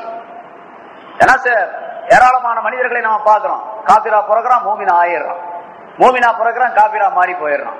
அவன் மூமினா காபிரா இறுதி நிலை அவனுடையது எப்படி? இறுதி நிலை என்ன? அதாவது ஹுஸ்ருல் காத்திமாவா சூல் காத்திமாவா, அவனுடைய கடைசி நிலை என்பது பற்றி உள்ள விளக்கம் எனக்கு தான் தெரியும், யாருக்கும் தெரியாது அப்படின்னு ஒரு கருத்து. அல்லது ஆனா பெண்ணா அப்படின்னு கூட வச்சுக்கலாம். முதல்ல சொன்ன முஃபஸிர்கள் இதுவரைக்கும் என்ன சொல்லி வந்தாங்களோ, உலமாக்கள் விளக்கம் சொல்றாங்களோ அப்படியே வச்சுக்கலாம். ஆனா பெண்ணா என்று அல்லாஹ் ஒருத்தருக்கு தான் தெரியும், வேற யாருக்கும் தெரியாது என்று வைத்துக் கொண்டாலும் கூட ஒன்னும் பாதகம் இல்லை. காரணம் என்னன்னு கேட்டா, அல்லாஹ் வந்து ஆனா பெண்ணான்னு கர்ப்பத்தில் இருக்கக்கூடிய விஷயத்தை அறிவதற்கும் மனிதன் ஆனா பெண்ணா என்று அறிவதற்கு நிறைய வித்தியாசங்கள் இருக்கின்றன, ஏராளமான வேறுபாடுகள் இருக்கின்றன. அது என்ன? இவன் ஒரு ஸ்கேன், ஒரு கருவியை வைத்து பார்த்து அந்த கருவியின் மூலமாகத்தான் அது ஆனா பெண்ணா என்று கண்டுபிடிக்க முடியும். அல்லாஹ்வுக்கு அப்படி ஆனா பெண்ணா என்று தெரிவதற்கு கருவி தேவையில்லை, கருவி தேவையில்லை. எந்த கருவியும் இல்லாமல், எந்த உபகரணமும் இல்லாமல், யாருடைய துணையும் இல்லாமல், யாருடைய அறிவும் இல்லாமல் தன்னுடைய அறிவை கொண்டே அவன் அறிந்தவனாக இருக்கின்றான். அது ஆனா பெண்ணா என்று இப்படி ஒரு விளக்கம் அதற்கு சொல்லப்பட்டு இருக்கின்றது. ஆக அல்லாஹ் தஆலாவுடைய இல்முல் கைப் இருக்கின்றதே, அது அவருடைய ஜாத்திலேயே இருக்கக்கூடியது. இப்ப இந்த 5 விஷயங்களை தவிர வேறு, இந்த 5 விஷயங்களும் அல்லாஹ்வை தவிர வேறு யாருக்கும் தெரியாது என்பதை அல்லாஹ் தஆலா சொல்லி காட்டும் பொழுது அது ரசூலுல்லாஹி ஸல்லல்லாஹு அலைஹி வஸல்லம் அவர்களுக்கும் கூட தெரியாது. ரசூலுல்லாஹ்வுக்கும் தெரியும் அப்படின்னு வாதிடக்கூடியவர்கள், அல்லாஹ்வுக்கு எவ்வளவு இல்முல் கைப் இருக்கின்றதோ அதே போன்று ரசூலுல்லாஹி ஸல்லல்லாஹு அலைஹி வஸல்லம் அவர்களுக்கும் இருக்கின்றது அப்படின்னு சொல்லக்கூடியவர்களும் கூட இதை மறுக்க முடியாது. அல்லாஹ்வுக்கு யாரும் சொல்லிக் கொடுக்காமலேயே அந்த இல்முல் கைப் வந்தது. ஸல்லல்லாஹு அலைஹி வஸல்லம் அவர்களுக்கு அல்லாஹ் சொல்லி கொடுத்து வந்தது. அதுக்கு இதுக்கு நிறைய வித்தியாசங்கள் இருக்கு. ஆனா சுன்னத் ஜமாஅத்துடைய கொள்கைப்படி, இமாம்களுடைய தீர்ப்பின்படி முடிவு என்னவென்றால், அல்லாஹ்வுடைய இல்முல் கைபில் இருந்து ஒரே ஒரு துளி அளவுதான் ரசூலுல்லாஹி ஸல்லல்லாஹு அலைஹி வஸல்லம் அவர்களுக்கு கொடுக்கப்பட்டு இருக்கின்றது. அப்படித்தான் நம்ப வேண்டும். இல்லன்னு சொன்னா அந்த நம்பிக்கையில வேறுபாடு ஏற்பட்டுவிடும், ஈமான்ல குழப்பம் ஏற்பட்டுவிடும், இஅ்திகாத் நம்பிக்கையில ஃபஸாத் குழப்பம் ஏற்பட்டுவிடும். நம்பிக்கை இப்படித்தான் இருக்கு. இங்க அல்லாஹ் தஆலா இந்த ஆயத்தின் மூலமாக அதை சொல்லி காட்டுகின்றார். ரசூலுல்லாஹ்வுக்கு இந்த 5 விஷயம் தெரியாது அப்படிங்கிறதுக்கு நிறைய உதாரணங்களும் உலகத்துல நடைபெற்று இருக்கின்றன. ஒரே ஒரு சம்பவம் பாருங்க. இமாம் மாலிக் ரஹ்மத்துல்லாஹி அலைஹி அவர்கள் 4 மதுஹபுடைய இமாம்களில ரொம்ப தக்வா உள்ளவர்கள், மிகப்பெரிய மனிதராக இருந்தார்கள். ரசூலுல்லாஹி ஸல்லல்லாஹு அலைஹி வஸல்லம் அவர்கள் மீது அதிகமான அளவு கடந்த அன்பு வைத்திருந்தார்கள் இமாம் மாலிக் ரஹ்மத்துல்லாஹி அலைஹி. மதீனாவிலேயே மஸ்ஜித் நபவியிலே தான் ஹதீஸ் பாடம் நடத்தி கொண்டிருந்தார்கள். ஸல்லல்லாஹு அலைஹி வஸல்லம் அவருடைய ஹதீஸ்களை முதலாக தொகுத்தது இமாம் மாலிக் ரஹ்மத்துல்லாஹி அலைஹி தான். முவத்தா அப்படிங்கிற கிதாப், முவத்தா என்ற அந்த ஹதீஸ் தொகுப்பு இமாம் மாலிக் ரஹ்மத்துல்லாஹி அலைஹி அவர்களுடையது. முதல் ஹதீஸ் தொகுப்பு. அதுக்கு பின்னால தான் புகாரி எல்லாம் வந்தது, புகாரி முஸ்லிம் அதுக்கு பின்னால வந்தது. இமாம் மாலிக் ரஹ்மத்துல்லாஹி அலைஹி அவர்கள் ஸல்லல்லாஹு அலைஹி வஸல்லம் அவர்கள் மீது அளவு கடந்த பாசம், அளவு கடந்த பிரியம். அதன் காரணமாக, அந்த பிரியத்தின் காரணமாக இமாம் மாலிக் ரஹ்மத்துல்லாஹி அலைஹி மதீனாவிலேயே இருக்க வேண்டும், மதீனா விட்டு போகக்கூடாது, மதீனாவிலேயே மௌத்தாக வேண்டும், அந்த ஜன்னத்துல் பக்கியால் தான் அடக்கம் பெற வேண்டும் என்று விரும்பி அங்கேயே இருந்துகிட்டு இருந்தாங்க. மதீனாவில் அவர் இருக்கக்கூடிய காலம் எல்லாம் மதீனாவில மஸ்ஜித் நபவி, அதை சுற்றிலும் உள்ள பகுதிகள், இங்க எல்லா இடங்களிலும் ரசூல் ஸல்லல்லாஹு அலைஹி வஸல்லம் கால் படாத இடம் கிடையாது, ஸல்லல்லாஹு அலைஹி வஸல்லம் காலடி படாத இடம் கிடையாது. அதனால நபி அவர்கள் நடந்த பூமியிலே நான் செருப்பு போட்டு நடக்க மாட்டேன் அப்படின்னு சொல்லி உறுதி எடுத்து செருப்பு போடாமலேயே வாழ்நாள் முழுவதும் நடந்தாங்க. நம்ம ஷரியத்துடைய முறைப்படிக்கு பார்த்தா செருப்பு போடுறது சுன்னத்துன்னு வரும். ஆனா அவங்க அந்த இதுல அந்த ஆஷிகுர் ரசூல் ஸல்லல்லாஹு அலைஹி வஸல்லம் அவர்கள் மீது உள்ள இஸ்கின் காரணமாக செருப்பு போடாம இருந்தாங்க. அது வேற ரூட்டே வேற. அதை பத்தி நம்ம சர்ச்சைகள்லாம் செய்து கொண்டே இருக்க கூடாது. சரி, அப்படி இருந்த மஹப்பத் அதிகமாக இருந்ததின் காரணமா மதீனா விட்டு வெளியே வந்தாங்கன்னா செருப்பு போட்டுக்குவாங்க, மதீனாவுக்குள்ள நடமாடக்கூடிய இடத்துல செருப்பு போட மாட்டாங்க. ஸல்லல்லாஹு அலைஹி வஸல்லம் அவருடைய நடந்த அந்த இடத்தை நான் என்னுடைய செருப்புகளை கொண்டு மிதிக்க மாட்டேன் அப்படின்னு சொல்லி செஞ்சிட்டு இருந்தாங்க. அவ்வளவு பெரிய ஸல்லல்லாஹு அலைஹி வஸல்லம் அவர்கள் மீது. அவங்க பரலான ஹஜ்ஜை செய்து முடித்தார்கள். மக்காவுக்கு வந்தாங்க, ஹஜ் செஞ்சுட்டு போனாங்க. திரும்ப நஃபிலான ஹஜ்ஜை ஒரு தடவை 2 தடவை பல தடவை செய்ய வேண்டும் என்று அவங்களுக்கு ஒரு ஆசை இருந்துச்சு. ஆனா ஹஜ்ஜுக்கு போன நேரத்துல மக்காவுல போன அங்க போய் மௌத்தா போயிட்டோம்னா என்ன பண்றது? மௌத்து எப்போ வரும்னு தெரியாது. மக்காவுக்கு போன நேரத்துல வழியிலேயோ மக்காவிலேயோ போய் மௌத்தா போயிட்டோம்னா அங்கேயே எல்லாம் அடக்கி போடுவாங்க. அப்ப ரசூலுல்லாஹி ஸல்லல்லாஹு அலைஹி வஸல்லம் இந்த பூமியில புனிதமான இந்த இடத்துல ஜன்னத்துல் பக்கியில அடங்க முடியாத பாக்கியம் கிடைக்காம போயிடும், அடங்கிறதுக்குள்ள பாக்கியம் இல்லாம போயிடுமே அப்படின்னு சொல்லிட்டு கவலைப்பட்டு நஃபிலான ஹஜ்ஜு கூட போகாமலே இருந்துட்டாங்க. ஆனா ரொம்ப கவலை, ரசூலுல்லாஹ்வுடைய பிரியம் ஒண்ணு, அதே நேரத்துல ஹஜ்ஜு செய்யணுமே அப்படிங்கிற கவலை. நஃபிலான ஹஜ், பரலான ஹஜ்ஜு செஞ்சு முடிச்சுட்டாங்க, நஃபிலான ஹஜ்ஜு செய்யணுமேங்கிற ஒரு கவலை இருந்துட்டே இருந்தது. தினந்தோறும் அல்லாஹ்ட்ட துஆ செய்வாங்க, யா அல்லாஹ் எனக்கு எவ்வளவு வயசுன்னு எனக்கு சொல்லி கொடு, ஏதாச்சும் ஒரு அறிவிப்பு சொல்லு, அந்த கணக்கு வச்சு நான் போயிட்டு வந்துடுறேன் ஹஜ்ஜுக்கு, எனக்கு இவ்வளவு நாள் தான் இருக்குது அப்படின்னு தெரிஞ்சுன்னா போயிட்டு வந்துடலாம்னு சீக்கிரம் அப்படின்னு துஆ கேட்டுக்கிட்டே இருப்பாங்க. அடிக்கடி துஆ கேட்டதுனால ஒரு நாள் அல்லாஹ் தஆலா கனவுல ரசூலுல்லாஹி ஸல்லல்லாஹு அலைஹி வஸல்லம் அவர்களை பார்க்கக்கூடிய பாக்கியத்தை கொடுத்தான். அடிக்கடி பார்ப்பாங்க, ஒரு நாள் பார்க்கறாங்க ஸல்லல்லாஹு அலைஹி வஸல்லம் அவர்களை. கனவுல பார்த்த உடனே சரி ரசூலுல்லாஹ் பார்த்தோம் வந்துட்டாங்க, ரசூலுல்லாஹி ஸல்லல்லாஹு அலைஹி வஸல்லத்திட்டே நம்ம கேட்டுருவோம் நமக்கு எவ்வளவு வயசு இருக்குன்னு, ரசூலுல்லாஹ்க்கு தான் தெரியுமே அப்படின்னு சொல்லிட்டு கேட்டாங்க.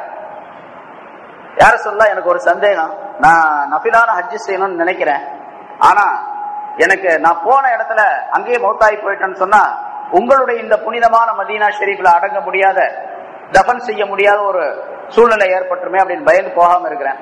எனக்கு எவ்வளவு வயசு இருக்குது அப்படின்னு தாங்க சொல்லிட்டீங்கன்னு சொன்னா நான் ஹஜ்ஜு செய்யலாமே அப்படின்னு சொல்லி சொன்னாங்க கனவுல. அப்ப ரசூலுல்லாஹி ஸல்லல்லாஹு அலைஹி வஸல்லம் அவர்கள் புன்முறுவல் செய்தவர்களாக மாலிக் ரஹ்மத்துல்லாஹி பார்த்து இப்படி 5 விரல காட்டினாங்களாம். 5 விரல காட்டினாங்க. இவர் திடீர்னு முழிச்சுக்கிட்டாரு. முழிச்ச உடனே அவருக்கு சந்தேகம் வந்துச்சு, என்ன 5 விரல காட்டினாங்களே, 5 மணி நேரமா, 5 நாளா, 5 வாரமா, 5 வருஷமா, 50 வருஷமா, ஒன்னும் கணக்கே தெரியலையே அப்படின்னு அவருக்கு சந்தேகம். கனவுக்கு விளக்கம் எல்லாரும் சொல்ல முடியாது, கனவுக்கு விளக்கத்தை எல்லாரும் சொல்ல முடியாது. கனவுக்கு மிக துல்லியமாக கரெக்டாக விளக்கம் சொல்லக்கூடிய நபிமார்களிலே ஒருவரையும் இந்த உம்மத்திலே ஒருவரையும் அல்லாஹ் தஆலா உண்டாக்கணும். நபிமார்களில் ஒருவர் யூசுப் அலைஹிஸ்ஸலாம் தெரியும். இந்த உம்மத்திலே ஒரு ஆளு இப்னு சீரின், முஹம்மது இப்னு சீரின் அப்படிங்கிறவங்க அந்த காலத்துல இருந்தாங்க.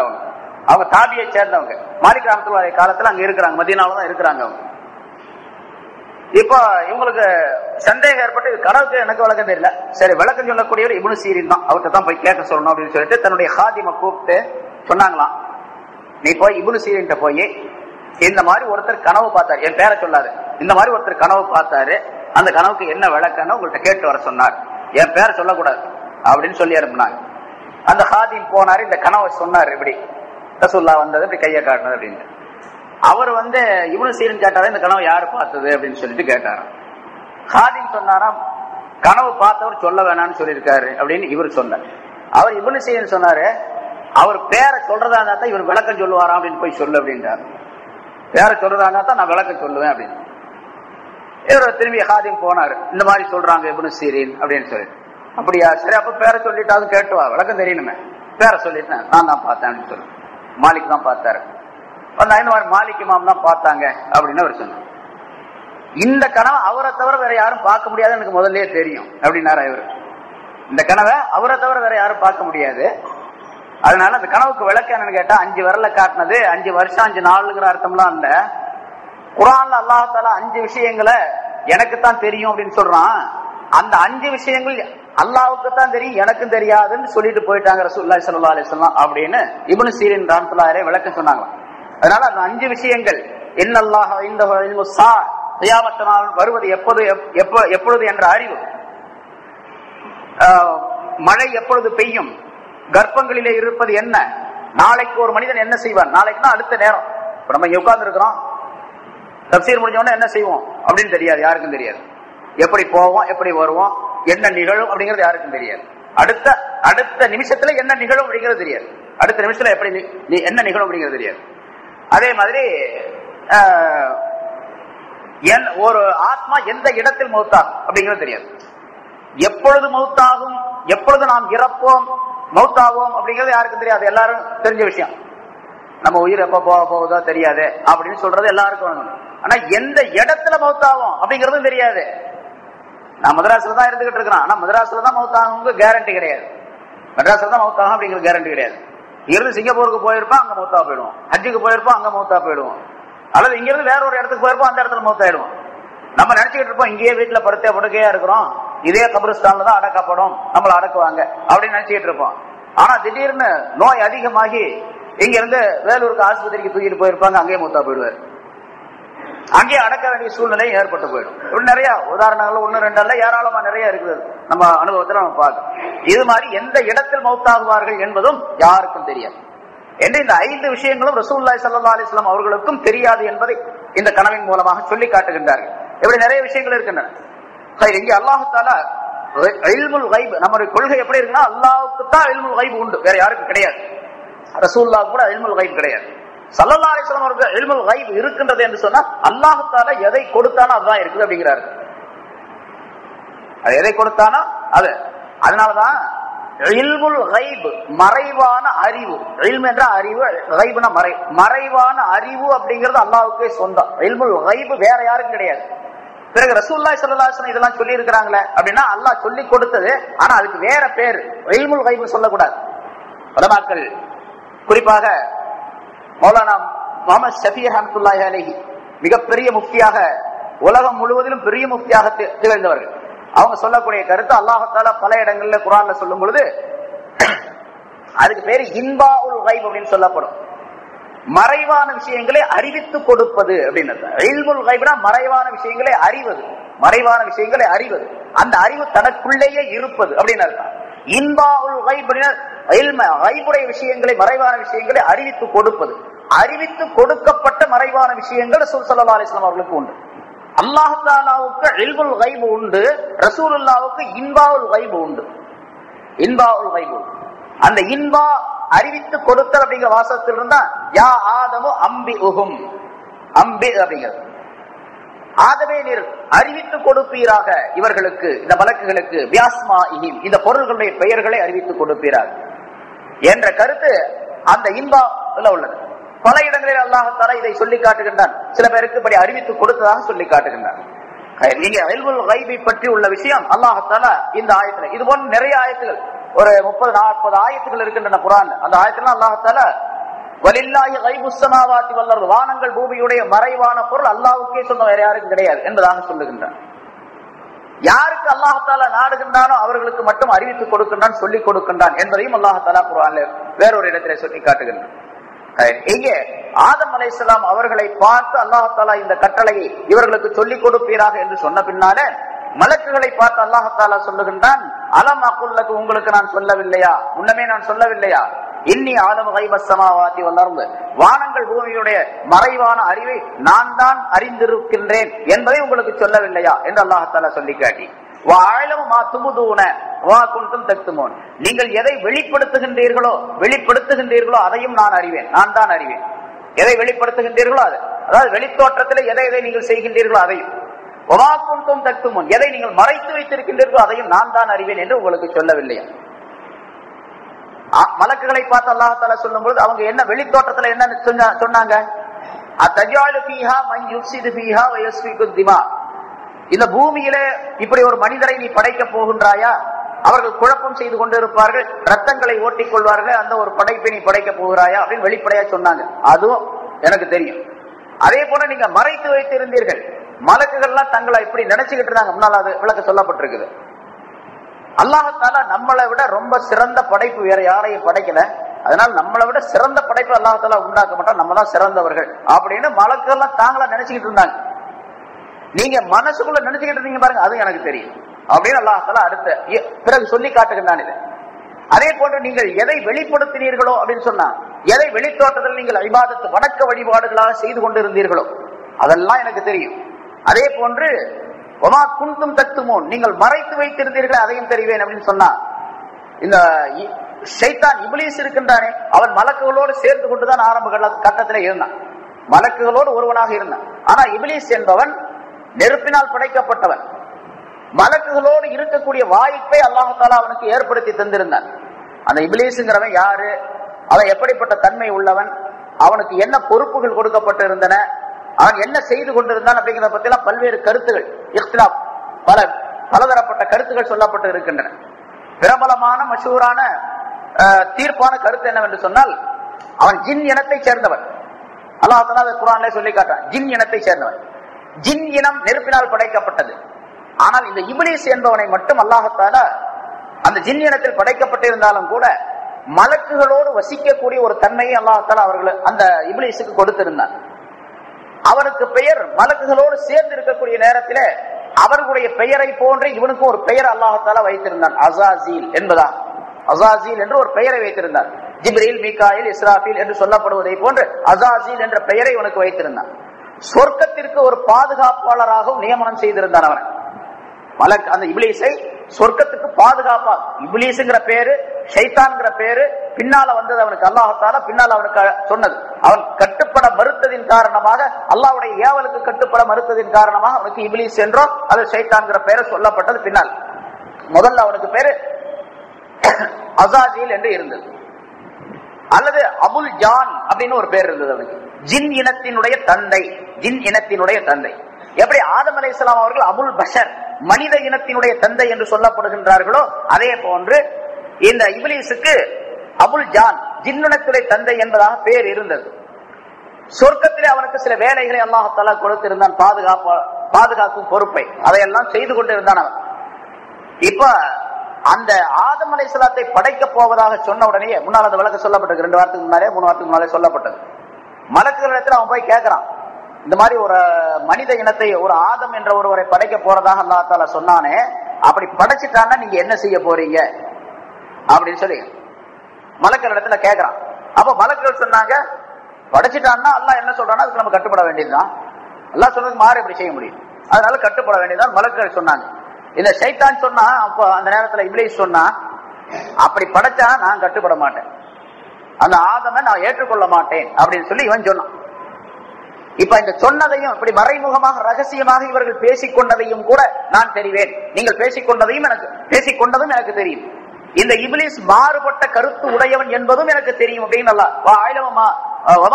தத்துமோன், நீங்கள் எதை மறைத்து வைத்திருந்தீர்களோ அதுவும் எனக்கு தெரியும் என்று அல்லாஹ்தாலா சொல்லி காட்டுகின்றான். அப்ப ஆதம் அலைஹிஸ்ஸலாம் அவர்கள் உண்டாக்கப்பட்ட பின்னால், படைக்கப்பட்ட பின்னால் இவனை சஜ்தா செய்யுமாறு அல்லாஹ்தாலா அடுத்த ஆயத்துல சொல்றான். சஜ்தா செய்யுமாறு சொன்னா அவன் மறுத்தான் அப்படிங்கிறது. இப்படி இவன் மறுப்பான், மாறு செய்வான், பிறகு என்னுடைய லானத்திற்கு, என்னுடைய சாபத்திற்கு உரியவனாக ஆவான் என்ற விஷயங்களும் கூட எனக்கு தெரியும் என்பதை அல்லாஹ்தாலா சொல்லி காட்டுகின்றான். இந்த ஆயத்தின் மூலமாக ஒரு விஷயம் உண்டாவதற்கு முன்னதாகவே அல்லாஹ்தாலா அதை தெரிந்தவனாக இருக்கின்றான் அப்படிங்கிறது இங்கே விளக்கப்படுகின்றது. பொதுவா நமக்கு ஒரு பொருள் உண்டாக்கப்பட்ட பின்னால், அது வெளித்தோட்டத்துல வந்த பின்னால்தான் அது தெரிஞ்சு கொள்ள முடியும், இப்படித்தான் இருக்குது அப்படின்னு சொல்லிட்டு. ஆனா அல்லாஹ்தாலாவுடைய அறிவு அப்படி அல்ல. அந்த பொருள் உண்டாக்கப்படுவதற்கு முன்னதாகவே அது இப்படி இருக்கின்றது என்பது தெரியும். இப்படி இதுதான் இருக்கு. வானங்கள் பூமி எல்லாம் அல்லாஹ்தாலா படைச்சிருக்கிறான். இந்த வானங்கள் பூமி, இதற்கு மத்தியில் இருக்கக்கூடிய பல்வேறு பொருள்கள், அதனுடைய அமைப்புகள், அது இயங்கக்கூடிய முறைகள், இவையெல்லாம் இப்பொழுது எப்படி இயங்கிக் கொண்டிருக்கின்றன அப்படிங்கிறது அல்லாஹ்வுக்கு தெரியும்.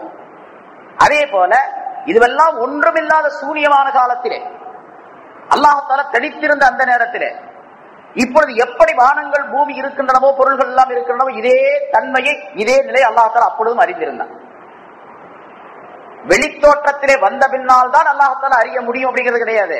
அது உருவாவதற்கு முன்னதாகவே அல்லாஹ்தாலா அறிய முடியும். அல்லாஹ்வுடைய அறிவு அப்படிப்பட்டது. அதே அல்லாஹ்தாலா சொல்லுகின்றான், இன்னி ஆலம் மா துமுதூன், நீங்கள் வெளிப்படுத்துகின்றதை நான் அறிவேன் என்று சொல்லும் பொழுது, அல்லாஹ்தாலாவுக்கு வெளித்தோற்றத்தில் வந்த பின்னாலும் எனக்கு தெரியும், அதே போன்று வெளித்தோற்றத்திற்கு வருவதற்கு முன்னாலும் எனக்கு தெரியும். வமா குன்தும் தக்துமூன் என்ற ஆயத்தின் மூலமா அந்த கருத்தையும் அல்லாஹ்தாலா தெரியப்படுத்துகின்றான். இதுவரை சொல்லப்பட்ட இந்த ஆதம் அலைஹிஸ்ஸலாத்தை படைச்சது, வைது கால ரப்புக லில் மலாயிகத்தி இன்னி ஜாயிலுன் ஃபில் அர்தி ஹலீஃபா, நான் பூமியிலே ஒரு பிரதிநிதியை படைக்க போகின்றேன் என்று மலக்குகளிடத்தில் அல்லாஹ்தாலா சொல்லிய நேரத்தை நினைவு கூர்ந்து பாருங்கள் என்று அல்லாஹ் சொன்னானே, அந்த ஆயத்திலிருந்து இது வரைக்கும் ஒரு 4-5 ஆயத்து வரைக்கும் உள்ள கருத்துக்களை அல்லாஹ்தாலா மனிதர்களுக்கு பல்வேறு படிப்பினை கூறியதாக சொல்லி காட்டுகின்றான். மலக்குகளிடத்திலே ஆதம் அலைஹிஸ்ஸலாத்தை படைக்க போவதாக சொன்னது இருக்கின்றதே, அது படைப்பதற்கு முன்னதாகவே நான் ஒரு படைப்பை படைக்க போகின்றேன் என்று அல்லாஹ்தாலா சொன்னது படைச்ச பிறகு சொல்லல, அல்லது இந்த பூமியிலிருந்து மண் எடுத்து கொண்டு வருமான அல்லாஹ்தாலா சொன்னானே அதற்கு முன்னதாகவே அல்லாஹ்தாலா சொல்லிட்டான். மலக்குகளிடத்துல மண்ணை எடுத்து வைத்துக் கொண்ட பிறகும் கூட அல்லாஹ்தாலா சொல்லல, அதுக்கு முன்னதாக ஆரம்ப கட்டத்திலேயே சொல்லிட்டான். இது எதை காட்டுதுன்னு கேட்டா, மனித இனம் மிக சிறப்பானவர்கள் அப்படிங்கறத காட்டுது. ஏனென்றால் இதற்கு முன்னதாக ஆதம் அலைஹிஸ்ஸலாத்தை படைக்கிறதுக்கு முன்னதாக பல்வேறு பொருள்களை அல்லாஹ்தாலா படைச்சிருக்கான். மலக்குகள் இருக்கும் பொழுதே வானத்தை படைச்சான். பிறகு வானத்தில் உள்ள பல்வேறு பொருள்களை, சூரியன், சந்திரன், நட்சத்திரங்கள், இன்னும் பிற பொருள்களை எல்லாம் படைச்சான். பூமியை படைத்தான், பூமியில் இருக்கக்கூடிய பல்வேறு பொருள்களை படைத்தான். பிறகு ஜின்களை படைத்தான், பூமியிலே பல்வேறு விதமான மிருகங்களை, உயிரினங்களை அல்லாஹ் படைத்தான்.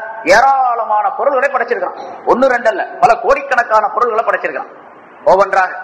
இப்படி படைக்கக்கூடிய நேரங்களில் எல்லாம் மலக்களிடத்து அல்லாஹ் தஆலா கேட்கவே கிடையாது. நான் இப்படி வானம் என்று ஒன்றை படைக்க போகிறேன், நீங்க என்ன சொல்றீங்க அப்படின்னு கேட்டா நான் கேட்கல. பூமியை படைக்க போறேன், ஜின்களை படைக்க போகின்றேன், மிருகங்களை பறவைகளை படைக்க போகின்றேன், கடல் மலை நதி பாதாளம் இவற்றையெல்லாம் படைக்க போகிறேன் அப்படின்னு எந்த பொருளையும் படைப்பதற்கு முன்னால் அல்லாஹ் தஆலா ஆலோசனை கேட்கவே இல்லை மலக்குகளிடத்துல. மனித இனத்தை ஆதமை படைக்கக்கூடிய நேரத்தில் தான் அல்லாஹ் தஆலா சொன்னான், இன்னி ஜாயிலுன் ஃபில் அர்தி கலீஃபா, பூமியிலே நான் ஒரு பிரதிநிதியை படைக்க போறேன் அப்படின்னு சொன்னேன். இப்ப இது எதை காட்டு, இந்த வாசகம் எதை காட்டு, கேள்வி எதை காட்டுகின்றது என்று சொன்ன இந்த ஆலோசனை மனிதன் சிறப்பானவன் என்பதை சொல்லி காட்டுகிறது. இந்த சிறப்பானவன் என்பதை மலக்குகளுக்கு உணர்த்த வேண்டும் என்பதற்காக வேண்டியும் அந்த மலக்குகளின் மூலமாக மற்ற பொருள்களுக்கெல்லாம் உணர்த்தப்பட வேண்டும். இந்த உருவம் அழகானதுதான், ஆனா இதன் மூலமாக அல்லாஹ்விடத்துல சிறப்பானவனாயவன் இதனால சிறப்பானவன் அல்ல. ஏன்னா மலக்குகள் முன்னால நம்ம சொல்லி இருக்கிறோம், மலக்குகள் எல்லாம் மனிதன் இப்ப நம்ம ஒரு தோற்றம் இப்படித்தான் இருக்க முடியும், வேறு உருவமாக நாம் மாறவே முடியாது. கருப்பா இருக்கிறாலும் வெள்ளையா மாற முடியுமா? என்னதான் போட்டு தேய்ச்சி கழுவுனாலும் வெள்ளையாக முடியாது. வெள்ளையா இருக்கிறவர் கருப்பாக முடியாது, குட்டையா இருக்கிறவர் நெட்டையாக முடியாது, நெட்டையா இருக்கிறவர் குட்டையாக முடியாது. எப்படி இருக்கிறாரோ அப்படித்தான் முடியும். ஆனா மலக்குகள் எல்லாம் எப்படி விரும்புகிறார்களோ அப்படியெல்லாம் உருவமாக ஆவார்கள். நாயை தவிர பன்றியை தவிர அப்படின்னு முதல்ல சொன்னோம். அது தவிர வேற எல்லா உருவங்களையும் வர முடியும்.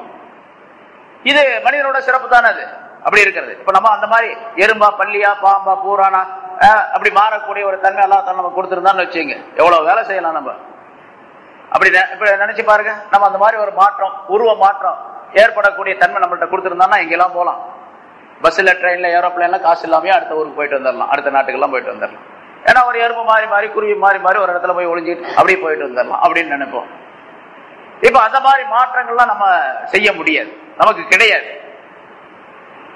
மனிதனுக்கு சிறப்பு என்பது அந்த இல்மின் மூலமாகத்தான். இரண்டாவது இபாதத்து, வணக்க வழிபாடுகள் அவர்கள் அதிகமாக செய்து கொண்டிருந்தார்கள் மலக்குகள். அதைத்தான் அவங்க சொன்னாங்க, நாங்க இருக்கிறோம் தஸ்பீஹ் செய்யறதுக்கு, திக்ர் செய்யறதுக்கு, நீ இவர்களை படைக்க போகின்றாய் என்பதாக கேட்டார்கள். அல்லாஹ் தஆலா எனக்கு தெரியும் என்பதாக சொல்லி அவர்களை வாயடைத்தான். அந்த தெரியும் என்பது இந்த இல்மின் மூலமாகத்தான் இவர்களுக்கு உயர்வு இருக்கின்றது என்பதை மலக்குகளுக்கு சொல்லி காட்டினார். பிறகு அல்லாஹ் தஆலாவுடைய ஹிலாஃபத், அவருடைய பிரதிநிதியாக இருப்பதற்கு மனிதன் தான் தகுதியானவன், மலக்குகள் தகுதி இல்லை என்பதையும் அல்லாஹ் தஆலா அங்கே தெரியப்படுத்துகின்றான். இதுவும் மனிதனுக்குள்ள சிறப்பு. அடுத்ததாக அல்லாஹ் தஆலா தன்னுடைய பல்வேறு விதமான அறிவுகளை, ஞானங்களை ஆதம் அலைஹிஸ்ஸலாம் அவர்களுக்கு கற்றுக் கொடுத்தான். மனித இனத்திற்கு தான் கற்றுக் கொடுத்தான், மலக்குகளுக்கு அதை கற்றுக் கொடுக்கவில்லை. இப்படி கற்றுக் கொடுத்ததே மனித இனம் சிறப்பானது என்பதை சொல்லி அறிவிக்கின்றது. எல்லா மொழிகளையும் அல்லாஹ் தஆலா கற்றுக் கொடுத்தான், எல்லா மொழிகளும் முன்னால சொல்லப்பட்டிருக்கு. அப்போ மொழியை கற்றுக் கொடுத்ததனுடைய ஆரம்ப கற்றுக் கொடுத்த கல்வியாளர், சொல்லிக் கொடுத்த ஆசிரியர் யார் என்றால் அல்லாஹ் தஆலா தான். அல்லாஹ் தஆலா தான் அதற்கு ஆசிரியராக இருக்கின்றார். உலகத்தில் ஆதம் அலைஹிஸ்ஸலாத்திலிருந்து இனி கியாமத் நாள் வரைக்கும் எத்தனை மொழிகள் வருகின்றனவோ, நம்ம முதல்ல சொன்னோமே, இப்ப 2 லட்சம் பாஷைகள், மொழிகள் பேசப்படுகின்றன உலகம் முழுவதும். இப்போ 2 லட்சம் மொழிகள் இருக்கின்றன. தமிழ் அப்படின்னு சொன்னா தமிழ்லயே பல்வேறு விதம், தெலுங்குன்னு சொன்னா அதுல பல்வேறு விதமான தெலுங்குடைய அமைப்புகள் இருக்கின்றன, ஆங்கிலம் சொன்னா அதுல பல்வேறு விதமான அமைப்புகள், இப்படி பல்வேறு விதமான லட்சக்கணக்கான மொழிகள் இருக்கின்றன. இந்த லட்சக்கணக்கான மொழிகளை ஆரம்பம் உற்பத்தி செய்தவர் யார் என்று சொன்னா அல்லாஹ் தஆலா தான். மனிதர்கள் அதற்கு வடிவம் கொடுத்து பேசக்கூடிய தன்மையை உருவாக்கியவர்களே தவிர அசல் அமைப்பாளர் யார் அப்படின்னு சொன்னா அல்லாஹ் தஆலா தான் அமைத்தவன் என்பதாகவும் இங்கே அல்லாஹ் தஆலா ஆதமுக்கு கற்றுக் கொடுத்தான் அப்படின்னு சொல்றாங்க பாருங்க, அந்த ஆயத்தின் மூலமாக அது விளக்கப்படுகின்றது. பிறகு மலக்குகளுக்கு அல்லாஹ் தஆலா எதை சொல்லிக் கொடுத்தானோ அந்த அறிவு மட்டும்தான் இருக்கின்றது. சொல்லிக் கொடுக்கப்படக்கூடிய அறிவை கிரகித்துக் கொள்ளக்கூடிய தன்மை மட்டும்தான் அவர்களுக்கு இருக்கின்றதே தவிர தானாக அந்த இல்மை வளர்த்துக் கொள்ளக்கூடிய, அதிகப்படுத்திக் கொள்ளக்கூடிய தன்மை அவர்களிடத்தில் கிடையாது என்பதும் இங்கே சொல்லப்படுகின்றது. ஏன்னா ஆதம் அலைஹிஸ்ஸலாம் அவர்களுக்கு அல்லாஹ் தஆலா கற்றுக் கொடுக்கும் போது மலக்குகள் எல்லாம் சேர்ந்துதான் இருந்தாங்க, முன்னால சொன்ன அது விளக்கம். ஆனா திருப்பி கேட்கும் போது எனக்கு தெரியாது அப்படின்ட்டாங்க. தானாக அதை வளர்த்துக் கொள்ளக்கூடிய தன்மை அவர்களிடத்தில் கிடையாது. பிறகு ஆதம் அலைஹிஸ்ஸலாம் அவர்களை பார்த்து அல்லாஹ் தஆலா சொல்லுகின்றான், இவர்களுக்கு கற்றுக் கொடுப்பீராக அப்படின்னு. அப்ப அவர்களுக்கு இந்த இல்மு வரக்கூடிய அமைப்பிலே கற்றுக் கொடுக்கக்கூடிய தன்மை மனிதனுக்கு தான் உண்டு என்பதையும் அல்லாஹ் தஆலா தெரியப்படுத்துகின்றான். அல்லாஹ் ஆதமுக்கு கற்றுக் கொடுத்தான், கற்றுக் கொடுத்தான் என்று சொன்னால் ஒரு விஷயத்தை ஒரு தடவை சொன்னால் அதை கிரகித்து சேமித்து வைக்கக்கூடிய தன்மை ஆதம் அலைஹிஸ்ஸலாம் அவர்களிடத்தில் அல்லாஹ் தஆலா வைத்திருந்தான். அப்படி சேமித்து வைத்துக் கொண்டார்கள், கிரகித்துக் கொண்டார்கள். ஆனால் மலக்குகள் அப்படி கிரகிக்க முடியவில்லை. ஆதம் அலைஹிஸ்ஸலாம் அவர்களை உஸ்தாதாக ஆக்கி, ஆசிரியராக ஆக்கி, மலக்குகளை எல்லாம் மாணவர்களாக ஆக்கி இவர்களுக்கு சொல்லிக் கொடுப்பீராக என்று சொன்ன பொழுது ஆசிரியர் எப்படி போதிப்பாரோ அதே முறையிலே ஆதம் அலைஹிஸ்ஸலாம் அவர்கள் மலக்குகளுக்கு போதனை செய்தார்கள். அந்த போதனையின் காரணமாக அவர்கள் சில விஷயங்களை தெரிந்து கொண்டார்கள் மலக்குகள். இப்பொழுது ஆதம் அலைஹிஸ்ஸலாம் அவர்களுக்கு மலக்குகளுக்கு இல்லாத சிறப்பான தன்மை இருக்கின்றது அறிவை பெறுவதிலே என்பதும் அங்கே விளக்கப்படுகின்றது. இது போன்ற பல்வேறு விளக்கங்கள், இந்த விளக்கங்களின் மூலமாகவெல்லாம் ஆதம் அலைஹிஸ்ஸலாம் அதாவது மனித இனம் சிறப்பானவர்கள் என்பதை அல்லாஹ் தஆலா இங்கே குறிப்பிடுகின்றார். பிறகு இப்ப சொல்லப்பட நான் ஒரு கலீஃபாவை படைக்க போகின்றேன் என்று சொன்னதிலிருந்து மற்றொரு கருத்தை அல்லாஹ் தஆலா தெரியப்படுத்துகின்றார். உலகத்திலே முதலாக தன்னுடைய கலீஃபாவாக ஆதம் அலைஹிஸ்ஸலாம் அவர்களை ஏற்படுத்தினார். அந்த தொடரில் கலீஃபா என்று சொன்னால் தன்னுடைய சட்ட திட்டங்களை, தன்னுடைய சொற்களை மக்களுக்கு சேர்த்து வைப்பவர், தன்னுடைய பிரதிநிதியாக இருந்து அல்லாஹ்வுடைய சட்டங்களையும் கட்டளைகளையும் அவருடைய ஏவல் விளக்குகளையும் மக்களுக்கு சொல்லி காட்டக்கூடியவர் கலீஃபா என்பதாக சொல்லப்படும். இப்ப ஆதம் அலைஹிஸ்ஸலாம் அவர்கள் முதல் கலீஃபாவாக ஏற்படுத்தப்பட்டு மக்களுக்கு சட்டங்களை சொல்லிக் கொண்டிருந்தார். அல்லாஹ்வுடைய என்ன சட்டங்களோ அதை தன்னுடைய மக்களுக்கு முதலாக சொன்னாங்க. அவங்க மக்கள் தான் முதல் மனிதர்கள். 40 அதாவது 20 சூழிலே 40 குழந்தைகளை பெற்றெடுத்தார்கள். ஒவ்வொரு சூழிலும் ஒரு தடவை குழந்தை பிறக்கும் பொழுது இரட்டை குழந்தையாகவே பிறக்கும், ஒன்னு ஆணு ஒன்னு பெண்ணு, இப்படியே பிறக்க செய்தான் அல்லாஹ் தஆலா. இரண்டாவது தடவை ஒரு ஆணு பெண்ணு. முதல் தடவையிலே பிறக்கக்கூடிய அந்த ஆணை இரண்டாவது தடவை பிறக்கக்கூடிய பெண்ணுக்கு நிக்காஹ் செய்து கொடுக்கப்பட்டது.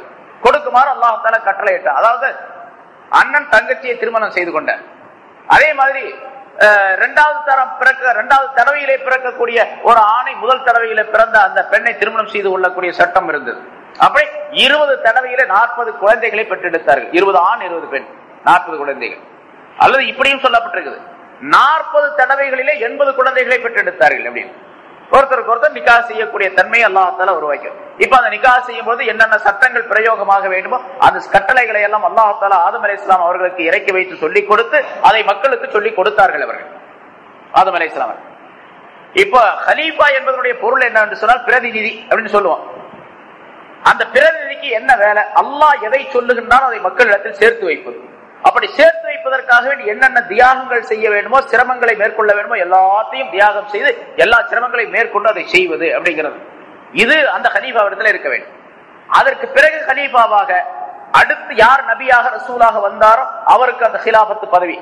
அப்ப ஹிலாபத் என்ற அந்த பதவியை அல்லாஹ் தஆலா ஒருவருக்கு பின் ஒருவராக நபிமார்களுடைய வரிசையாகவே அனுப்பி வைத்தார். இவன் தான் கலீஃபா. இப்போ நபிமார்கள் தான் கலீஃபாக்கள், ரசூல்மார்கள் தான் கலீஃபாக்கள், எல்லாரும் கலீஃபா. ஆதம் அலைஹிஸ்ஸலாத்திலிருந்து நபி ஈசா அலைஹிஸ்ஸலாம் அவர்கள் வரைக்கும், ரசூலுல்லாஹி ஸல்லல்லாஹு அலைஹி வஸல்லம் அவர்கள் வரைக்கும் 1,00,000க்கு மேற்பட்ட கலீஃபாக்களை அல்லாஹ் தஆலா அனுப்பினார். ஆதம் அலைஹிஸ்ஸலாம் அவர்களுக்கு அடுத்ததாக அவருடைய மகனார், அதற்கு அடுத்ததாக அவருடைய மகனார், பிறகு நூஹ் அலைஹிஸ்ஸலாம், அதற்கு பின்னால் இப்படியே வாழையடி வாழையாக பனி இஸ்ராயல்களிலே ஏராளமான கலீஃபாக்களை அல்லாஹ் தஆலா உற்பத்தி பண்ணினார். அதாவது ரசூல்மார்களை, நபிமார்களை உற்பத்தி செய்தார். பிறகு இறுதியாக ரசூலுல்லாஹி ஸல்லல்லாஹு அலைஹி வஸல்லம் அவர்கள் பரிபூர்ணம் பெற்ற கலீஃபாவாக அல்லாஹ் தஆலாவின் புறத்திலிருந்து அனுப்பப்பட்டார்கள். தாய் தந்தையுடைய முறையில் தான் அவர்கள் பிறந்தார்கள், தாயுடைய வயிற்றிலிருந்து தான் பிறந்தார்கள். இருந்தாலும் அல்லாஹ் தஆலா நியமனம் செய்து ஆதி காலத்திலே ஏற்பட்டு விட்டது. அதனுடைய சரித்திரங்கள்லாம் கேள்விப்பட்டிருப்பீங்க, சொல்லப்பட்டு இருக்கின்றது, படித்திருப்பீங்க. அப்ப ரசூலுல்லாஹி ஸல்லல்லாஹு அலைஹி வஸல்லம் அவர்கள் கடைசி பிரதிநிதி, கடைசி கலீஃபா ஸல்லல்லாஹு அலைஹி வஸல்லம் அவர்கள். இப்ப ஸல்லல்லாஹு அலைஹி வஸல்லம் அவர்களுக்கு பின்னால கலீஃபா, அதாவது அந்த அந்தஸ்தில நபிமார்கள் ரசூல்மார்கள் என்ற அந்தஸ்திலே கலீஃபாக்கள் யாரும் கிடையாது. ஏன்னா ஸல்லல்லாஹு அலைஹி வஸல்லம் அவர்கள் சொல்லுகின்றார்கள், நான் தான் கடைசி நபி, லா நபிய்ய பாதி, எனக்கு பின்னால் நபியே கிடையாது. எனக்கு பின்னால் இருக்கக்கூடியவர்கள் எல்லாம் குலபாக்கள், கலீஃபாக்கள் தான். எனக்கு பின்னால் வரக்கூடியவர்கள் எல்லாம் கலீஃபாக்கள் என்று பெயர் பெற்றவர்கள் தான் தவிர நபிமார்கள் அப்படிங்கிற பெயர் அவர்களுக்கு கிடையாது, யாருக்கும் கிடையாது. எந்த நபி எனக்கு பின்னால் வர முடியாது. அல்லாஹ் தஆலா அந்த நியதியை ஏற்படுத்தி வைத்திருக்கின்றார் என்பதாக ஸல்லல்லாஹு அலைஹி வஸல்லம் அவர்கள் குறிப்பிடுகின்றார்கள். பிறகு ரசூலுல்லாஹி ஸல்லல்லாஹு அலைஹி வஸல்லம் அவர்களுக்கு பின்னால இந்த ஹிலாபத் என்ற ஒரு பிரதிநிதித்துவம் அது நிரந்தரமாக கியாமத் நாள் வரைக்கும் இருக்க வேண்டும் என்பதற்காக வேண்டி அல்லாஹ் தஆலா ஒரு ஏற்பாடு செய்தான். முந்திய நபிமார்கள் எப்படி இருந்தார்களோ அதே மாதிரி உள்ள அந்தஸ்தை, அதே மாதிரி உள்ள ஞானத்தை சில மனிதர்களுக்கு அல்லாஹ் தஆலா கொடுத்தார். அவர்கள் உலமாக்கள் என்பதாக சொல்லப்படுவார்கள். அல்லாஹ் தஆலாவுடைய அந்த ஞானத்தை பெற்றவர்கள், நபிமார்களுக்கு வாரிசாக வரக்கூடியவர்கள். நபிமார்களைத்தான் அல்லாஹ் தஆலா கலீஃபாவாகவே ஆக்கி கொண்டு வந்திருக்கின்றார். இப்ப கலீஃபா வேணுமே, கடைசியில நபி அவர்களுக்கு பின்னால நபி கிடையாது, அதனால கலீஃபா வரணும். நபியோட அந்த கிலாபத்து முடிஞ்சு போச்சு. பிறகு கலீஃபா வர வேண்டும் என்பதற்காக வேண்டி சஹாபாக்களிலே பல்வேறு நபர்களை அப்படி கலீஃபாவுக்கு தகுதியானவர்களாக அல்லாஹ் தஆலா ஆக்கி வச்சார். அதில் மிகச் சிறந்தவர்களாக இருந்த ஒரு மனிதரை ஸல்லல்லாஹு அலைஹி வஸல்லம் அவர்கள் தேர்ந்தெடுத்தார்கள். பல அறிவிப்புகளின் மூலமாக, ஸல்லல்லாஹு அலைஹி வஸல்லம் வாய்மொழியின் மூலமாக ஹஜ்ரத் அபூபக்கர் சித்திக் ரலியல்லாஹு தஆலா அன்ஹு அவர்களை கிலாபத்துக்கு தகுதியானவர்கள் என்பதாக மறைமுகமாக சுட்டிக்காட்டி இருக்கின்றார்கள். ஸல்லல்லாஹு அலைஹி வஸல்லம் மௌத்துடைய நேரத்திலேயே அவர்கள் இறந்து அவருடைய ஜனாஸா இருந்து கொண்டு இருக்கிறது, இன்னும் அடக்கம் செய்யப்படவில்லை. அந்த நேரத்திலேயே கலீஃபா தேர்ந்தெடுக்கப்பட்டார்கள். ஹஜ்ரத் அபூபக்கர் சித்திக் ரலியல்லாஹு தஆலா அன்ஹு அவர்களை கலீஃபாவாக தேர்ந்தெடுத்தார்கள். இப்ப ஸல்லல்லாஹு அலைஹி வஸல்லம் அவர்களுக்கு கொடுக்கப்பட்ட கடைசி அந்த கிலாபத்து அபூபக்கர் சித்திக் ரலியல்லாஹு தஆலா அவர்களுக்கு கொடுக்கப்பட்டது. இப்ப அந்த கிலாபத் என்ற உயர்ந்த அந்த பதவி சாதாரணமாக நபியாக இல்லாத ஒரு மனிதருக்கு எப்படி வர முடியும் அப்படின்னு கேட்டா, அதான் முன்னால சொன்னா, முன்னால் உள்ள நபிமார்கள் இருக்கு பாருங்க, அந்த நபிமார்களுடைய பல்வேறு அந்தஸ்துகளை, சிறப்புகளை, நபிமார்களுடைய அறிவையும் ஆற்றலையும் ஓரளவு இந்த உம்மத்தினர்களே பலருக்கு அல்லாஹ் தஆலா கொடுத்து விட்டார். ஆகவே ஸல்லல்லாஹு அலைஹி வஸல்லம் அவர்கள் எந்த அறிவை, எந்த இல்மை கொண்டு வந்து தந்தார்களோ, அந்த இல்மை யார் பரிபூர்ணமாக படித்துக் கொள்ளுகின்றார்களோ அவர்கள் எல்லாம் ரசூலுக்கு பிரதிநிதியாக வர முடியும். அதனால ஸல்லல்லாஹு அலைஹி வஸல்லம் சொன்னாங்க, அல் உலமாஉ வரஸத்துல் அன்பியா, உலமாக்கள் ஆலிம்கள் இருக்கின்றார்களே அவர்கள் நபிமார்களுக்கு வாரிசுகள் என்பதாக சொன்னாங்க. இன்னும் சொன்னாங்க, உலமாஉ உம்மத்தி கஅம்பியாய் பனி இஸ்ராயில், என்னுடைய உம்மத்திலே உள்ள உலமாக்கள் இருக்கின்றார்கள், ஆலிம்கள், அவர்கள் பனி இஸ்ரவேலர்களில் உள்ள நபிமார்களுக்கு சமமானவர்கள் என்பதாக சொன்னாங்க. நபிமார்களுக்கு சமமானவர்கள். அப்ப நபிமார்களுடைய அந்த இல்மும் அறிவும் ஆற்றலும், அவர்களுடைய தப்லீக் பிரச்சாரம் செய்வதும், அந்த பிரச்சாரத்தினால் வரக்கூடிய துன்பங்களை எல்லாம் ஏற்று செயல்படக்கூடிய தன்மையும் உலமாக்களிடத்தில் அல்லாஹ் தஆலா ஒப்படைத்திருக்கின்றார். அதிலே முதல் கலீஃபாவாக ஹஜ்ரத் அபூபக்கர் சித்திக் ரலியல்லாஹு தஆலா அவர்கள் நியமனம் செய்யப்பட்டார்கள். அடுத்து உமர் ரலியல்லாஹு, அதற்கு அடுத்ததாக உஸ்மான் ரலியல்லாஹு தஆலா அன்ஹு, அதற்கு அடுத்ததாக அலி ரலியல்லாஹு தஆலா அன்ஹு. அதற்கு பின்னதாக இந்த கிலாபத் என்பதிலே குழப்பம் ஏற்பட்டு விட்டது. குழப்பம் ஏற்பட்டதின் காரணமாக அந்த கிலாபத்துடைய ஒரிஜினாலிட்டி, அதனுடைய அசல் தன்மை போக்கப்பட்டு அமீர் என்ற நிலை ஏற்பட்டு விட்டது. அமீர் என்ற நிலை ஏற்பட்டு விட்டது. ஸல்லல்லாஹு அலைஹி வஸல்லம் அவர்கள் அதை குறிப்பாக சூசகமாக முன்னறிவிப்பாக சொல்லி காட்டி இருக்கின்றார்கள். எனக்கு பிறகு 30 ஆண்டுகள் வரைக்கும் தான் இந்த கிலாபத் என்பது இருக்கும். அதற்கு பிறகு இந்த அமீர், அதாவது தலைமைத்தனம் என்ற பதவி உடையதாக அது அமையுமே தவிர கிலாபத்துடைய நிலையில் இருக்காது. கிலாபத் என்பது முன்னால் சென்று விட்டவர்கள் மக்களுக்கு ஆட்சி நிலையை உருவாக்குவது, அவர்களுக்கு சேவைகள் செய்வது என்பதாகும். அந்த நிலை இந்த 4 கலீஃபாக்களோடு முடிந்து விட்டது. அதாவது ஜனநாயகம் அப்படின்னு சொல்றோமா இல்லையா, இந்த ஜனநாயகம் கிலாபத்தோடு முடிந்து விட்டது. அதற்கு பிறகு எல்லாம் முடியாட்சியாக அமைந்ததை தவிர குடியாட்சியாக அது அமையவில்லை. ஹஜ்ரத் அலி ரலியல்லாஹு தஆலா அன்ஹு அவர்களுக்கு பிறகு ஹஜ்ரத் முஆவியா ரலியல்லாஹு தஆலா அன்ஹு பொறுப்பை ஏற்றுக்கொண்டார்கள். மிகப்பெரிய சஹாபிதான். ஸல்லல்லாஹு அலைஹி வஸல்லம் அவர்களுடைய அந்த வஹியை எழுதக்கூடிய காத்திபுல் வஹி என்ற பெயரை, சிறப்பை பெற்றவர்கள் தான் முஆவியா ரலியல்லாஹு தஆலா அன்ஹு. இருந்தாலும் இந்த கிலாபத்தை இந்த 4 கலீஃபாக்கள் எப்படி நடத்தினார்களோ அந்த அமைப்பிலே நடத்தக்கூடிய தன்மை இவர்களிடத்தில் ஏற்படவில்லை. அதனால அந்த குடியாட்சியாக இருந்தது முடியாட்சியாக மாற்றப்பட்ட, என்னுடைய சுன்னத்தான் நடைமுறைகளை நீங்கள் பற்றி பிடித்துக் கொள்ளுங்கள், எனக்கு பின்னால நேர்வழி பெற்ற 4 கலீஃபாக்கள், அந்த கலீஃபாக்களுடைய வழிமுறைகளை நீங்கள் பற்றி பிடித்துக் கொள்ளுங்கள். அதே ஹஜ்ரத் அபூபக்கர், உமர், உஸ்மான், அலி ரலியல்லாஹு தஆலா அன்ஹு, இந்த 4 பேருடைய வழிமுறைகளையும் பற்றி பிடிக்குமாறு ஸல்லல்லாஹு அலைஹி வஸல்லம் அவர்கள் சொல்லி இருக்கின்றார்கள். ஏன்னா கொடுத்து கிலாபத் உடையவராக அவரை ஆக்கி, அந்த கிலாபத்தை தொடர்ந்து ஒவ்வொரு நபிமாரிடத்திலே வந்து கடைசியாக ரசூலுல்லாஹி ஸல்லல்லாஹு அலைஹி வஸல்லம் அவர்களிடத்திலே கொடுத்து, அவர்களுக்கு பின்னால் இந்த 4 கலீஃபாக்களோடு பரிபூர்ண கிலாபத்துடைய நிலை என்பது அங்கே விளக்கப்படுகின்றது என்பதாக இதற்கு தவறான விளக்கத்தை சொல்லக்கூடிய பல மனிதர்கள் இருக்கின்றனர். ஆனால் மனிதனுக்கு மனிதன் சஜ்ஜா செய்வது என்பது கூட சரி, ஆதம் அலைஹிஸ்ஸலாம் அவர்கள் சஜ்ஜா செய்தார்கள். இந்த உலகத்திற்கு வந்த பின்னால் அப்படி சஜ்ஜா செய்தார்களா என்பதிலும் கருத்து வேறுபாடு இருக்கிறது. ஆதம் அலைஹிஸ்ஸலாம் அவர்கள் எனக்கு சஜ்ஜா செய்யுங்கள் என்று சொல்லவில்லை. அவங்களுடைய மக்களிலே சில பேர் சஜிதா செய்தார்கள் என்பதாக வரலாற்றில் சொல்லப்படுகின்றது. அதற்கு பின்னாலே வந்த நபிமார்கள் பலர், ஷீத் அலைஹிஸ்ஸலாம், நூஹ் அலைஹிஸ்ஸலாம், தாவூத் அலைஹிஸ்ஸலாம், மூசா அலைஹிஸ்ஸலாம், இப்படிப்பட்ட நபிமார்களுக்கும் சில மனிதர்கள் சஜிதா செய்தார்கள், அவர்களை விரும்பியவர்கள் சஜிதா செய்தார்கள் என்பதாக சொல்லப்பட்டு இருக்கின்றது. நபிமார்களுக்கும் சஜிதா செய்தார்கள் என்பதாக. இந்த சஜிதா செய்தார்கள் அப்படின்னு சொல்லப்படக்கூடிய அந்த வரலாற்றின்படி இந்த நபிமார்களுக்கெல்லாம் இவர்கள் மற்ற மக்கள் சஜிதா செய்தது என்பது ஆதம் அலைஹிஸ்ஸலாம் அவர்களுக்கு அந்த மலக்குகள் எப்படி சஜிதா செய்தார்களோ அந்த அமைப்பில் அல்ல. மரியாதையை தெரிவிக்க வேண்டும், கண்ணியப்படுத்த வேண்டும் என்ற நோக்கத்திலே ஆதம் அலைஹிஸ்ஸலாம் அவர்களுக்கு செய்ததை போன்று இந்த நபிமார்களுக்கு மக்கள் செய்து கொண்டிருந்தார்கள் என்பதாக அதற்கு விளக்கம் சொல்லப்பட்டிருக்கிறது. அதனால்தான் சஜிதா என்பது 2 வகையாக அமையப்பட்டிருக்கின்றது. ஒன்று சஜிதத்து தாகீம், மரியாதைக்காக வேண்டி சஜிதா செய்வது. இன்னொன்று சஜிதத்துல் இபாதா, வணக்கத்தின் முறையிலே சஜிதா செய்வது. இபாதத்துடைய அடிப்படையிலே செய்யப்படக்கூடிய அந்த சஜிதா அல்லாஹ்வை தவிர வேறு யாருக்குமே செய்யக்கூடாது. அது ஆதம் அலைஹிஸ்ஸலாம் அவர்களுக்கும் செய்யப்படவில்லை. மலக்குகள் ஆதம் அலைஹிஸ்ஸலாம் அவர்களுக்கு செய்த சஜிதா தாகீம் தக்ரீம் என்ற அடிப்படையில் செய்யப்பட்டதுதானே தவிர இபாதத் என்ற அடிப்படையில் செய்யப்பட்டதல்ல. இபாதத் என்ற அந்த வணக்கம் இருக்கின்றதே அது அல்லாஹ் ஒருவனுக்கே சொந்தம், வேறு யாருக்கும் சொந்தம் கிடையாது. மலக்குகள் சஜிதா செய்தது நெற்றியை வைத்து சஜிதா செய்திருந்தாலும் கூட அது தாலீம், மரியாதைக்குரிய சஜிதாவாக, ஆதம் அலைஹிஸ்ஸலாம் அவர்களை கண்ணியப்படுத்த வேண்டும் என்பதற்காக செய்யப்பட்ட சஜிதாவாக கருதப்படுமே தவிர வணக்கத்தினுடைய சஜிதா அல்ல. அதே போன்று அவர்கள் உலகத்திற்கு வந்த பின்னாலும் கூட ஆதம் அலைஹிஸ்ஸலாம் அவர்கள் முதலாக சில நபிமார்களுக்கு அவர்களுடைய கௌமுகள் உம்மத்துகள் சஜிதா செய்திருக்கின்றார்கள். ஒரு சிலர் சஜிதா செய்திருக்கின்றார்கள், எல்லாரும் அல்ல, ஒரு சிலர் சஜிதா செய்திருக்கிறார் சில நேரங்களிலே. அப்படி சஜிதா செய்தது சஜிதத்து தாகீம், மரியாதைக்குரிய சஜிதாவாகத்தான் அது கருதப்படுமே தவிர இபாதத்துடைய வணக்கத்துடைய சஜிதாவாக கருதப்பட முடியாது, கருதப்படக்கூடாது. ஏனென்றால் இபாதத்துடைய சஜிதாவை அல்லாஹ்வை தவிர வேறு எவருக்கும் செய்யக்கூடாது.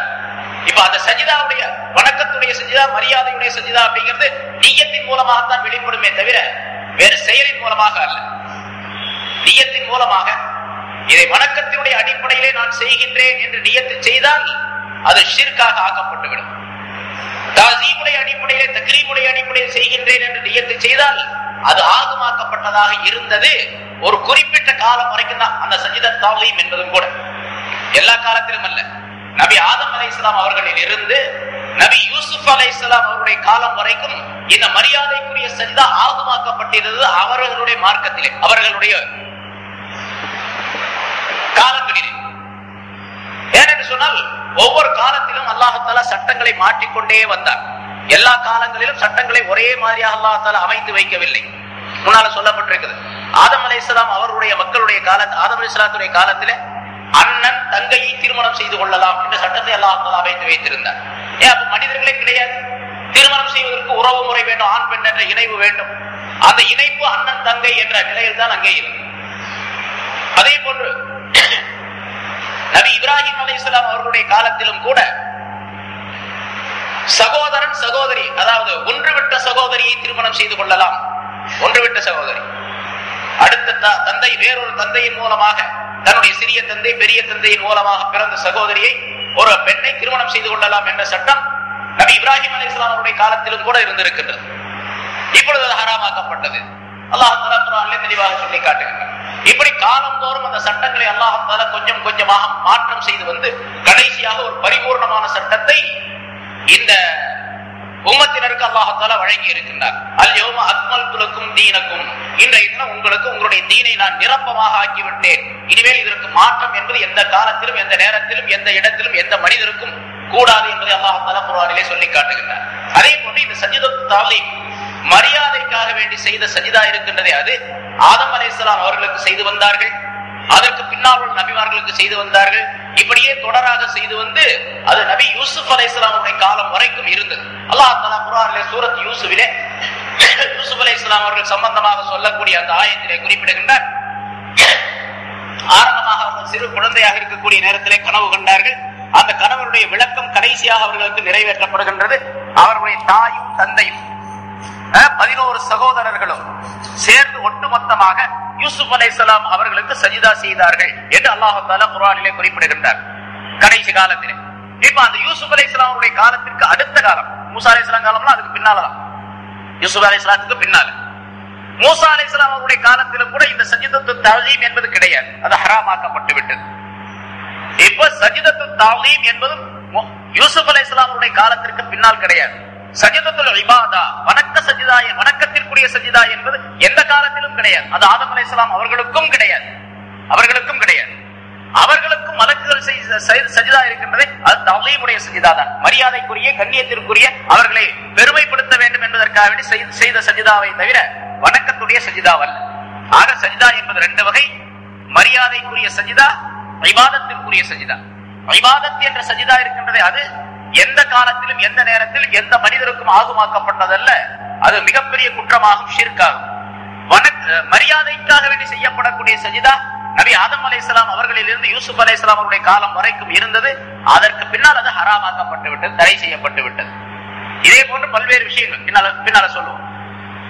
ரசூலுல்லாஹி ஸல்லல்லாஹு அலைஹி வஸல்லம் அவர்களுக்கும் கூட சஜிதா செய்யக்கூடாது, யார் அவர்களுக்கும் யாரும் சஜிதா செய்யக்கூடாது. ஸல்லல்லாஹு அலைஹி வஸல்லம் அவர்களே சொல்லுகின்றார்கள், லா யம்பகி லிமக்லூகின் அன் யஸ்ஜுத லிஅஹதின் இல்லல்லாஹ். எந்த படைப்பினத்திற்கும் அல்லாஹ்வை தவிர வேறு எவருக்கும் சஜிதா செய்வது எந்த படைப்பினத்திற்கும் தகுமானதல்ல. வேறு யாருக்கும் சஜிதா செய்யக்கூடாது அல்லாஹ்வை தவிர. இந்த ஆயத்தினுடைய அடிப்படையில கீழே முஃபஸ்ஸிர்கள் எழுதுவது, வகான சுஜூது தஅலீம் ஜாயிஸன் ஃபீ ஷரியஅத்தி ஆதம் இலா ஸமானி யூசுப் அலைஹிஸ்ஸலாம். தஅலீமுடைய சஜிதா, மரியாதைக்காக வேண்டி செய்யப்படக்கூடிய சஜிதா ஆதம் அலைஹிஸ்ஸலாம் அவருடைய மார்க்கத்தில் இருந்து யூசுப் அலைஹிஸ்ஸலாம் அவருடைய காலம் வரைக்கும் அது அனுமதி அளிக்கப்பட்டு இருந்தது. அதற்கு பின்னால் அதுவும் ஹராமாக்கப்பட்டு விட்டது. ஆகவே மாயம்பகி லிபஷரின் அன் யஸ்ஜுத லிபஷர், ஒரு மனிதன் மற்றொரு மனிதனுக்கு சஜிதா செய்வது என்பது எந்த நிலையிலும் கூடாது. அப்படி ஸல்லல்லாஹு அலைஹி வஸல்லம் சொல்லுகின்றார்கள், வலவ் ஸலஹ லிபஷரின் அன் யஸ்ஜுத, ஒரு மனிதனுக்கு மற்றொரு மனிதன் சஜிதா செய்வது கூடும், அது சரிதான் என்று இருந்தால், லா அமர்துல் மர்அத அன் தஸ்ஜுத லிஸௌஜிஹா, ஒரு பெண்ணுக்கு நான் கட்டளையிட்டு இருப்பேன் அவளுடைய கணவனுக்கு அவள் சஜிதா செய்ய வேண்டும் என்பதாக. மின் அஸமி ஹக்கிஹி அலைஹா, அந்த பெண்ணுக்கு அந்த கணவனின் மீது கணவனுக்கு செய்ய வேண்டிய கடமை அந்த பெண்ணின் மீது மிக பெரியதாக இருக்கின்றது என்ற காரணத்தினால் அவள் சஜிதா செய்ய வேண்டும் என்று கட்டளையிட்டு இருப்பேன் என்று ஸல்லல்லாஹு அலைஹி வஸல்லம் சொல்லுகின்றார். ஆகவே யாரும் சஜிதா செய்யக்கூடாது. அப்படி சஜிதா செய்ய வேண்டும் என்று இருந்தால் கணவனுக்கு அந்த சஜிதா செய்யுமாறு மனைவிக்கு அந்த கட்டளை பிறப்பிக்கப்பட்டு இருக்கும் என்பதாக ஸல்லல்லாஹு அலைஹி வஸல்லம் அவர்கள் சொல்லி காட்டினார். இது போன்ற பல்வேறு நிகழ்ச்சிகள் ரசூலுல்லாஹி ஸல்லல்லாஹு அலைஹி வஸல்லம் அவர்களுக்கு நிகழ்ந்து அந்த நேரத்தில் எல்லாம் ரசூலுல்லாஹி ஸல்லல்லாஹு அலைஹி வஸல்லம் அவர்கள் சொல்லி காட்டி இருக்கின்றார்கள் இந்த வாசகத்தை. ஒரு தடவை சஹாபாக்கள் எல்லாம் உட்கார்ந்து இருந்தார்கள். ஒரு ஒட்டகம் அந்த இடத்திற்கு வந்தது. உடனே தன்னுடைய தலையை கீழே வைத்து ஸல்லல்லாஹு அலைஹி வஸல்லம் பாதத்திற்கு அருகிலே வைத்து அது சஜிதா செய்தது. அதாவது சஜிதா செய்வதை போன்றுள்ள தோற்றம் அந்த ஒட்டகத்திலிருந்து ஏற்பட்டது. சஹாபாக்கள் சொன்னார்கள், யா ரசூலல்லாஹ், இந்த மிருகங்களும் மரங்களும் கூட உங்களுக்கு சஜிதா செய்கின்றன. ரசூலுல்லாஹி ஸல்லல்லாஹு அலைஹி வஸல்லம் மரம் சஜிதா செய்தது அப்படின்னா நிறைய வருது. ஒரு கிராமப்புறத்து அரபி வந்தார்.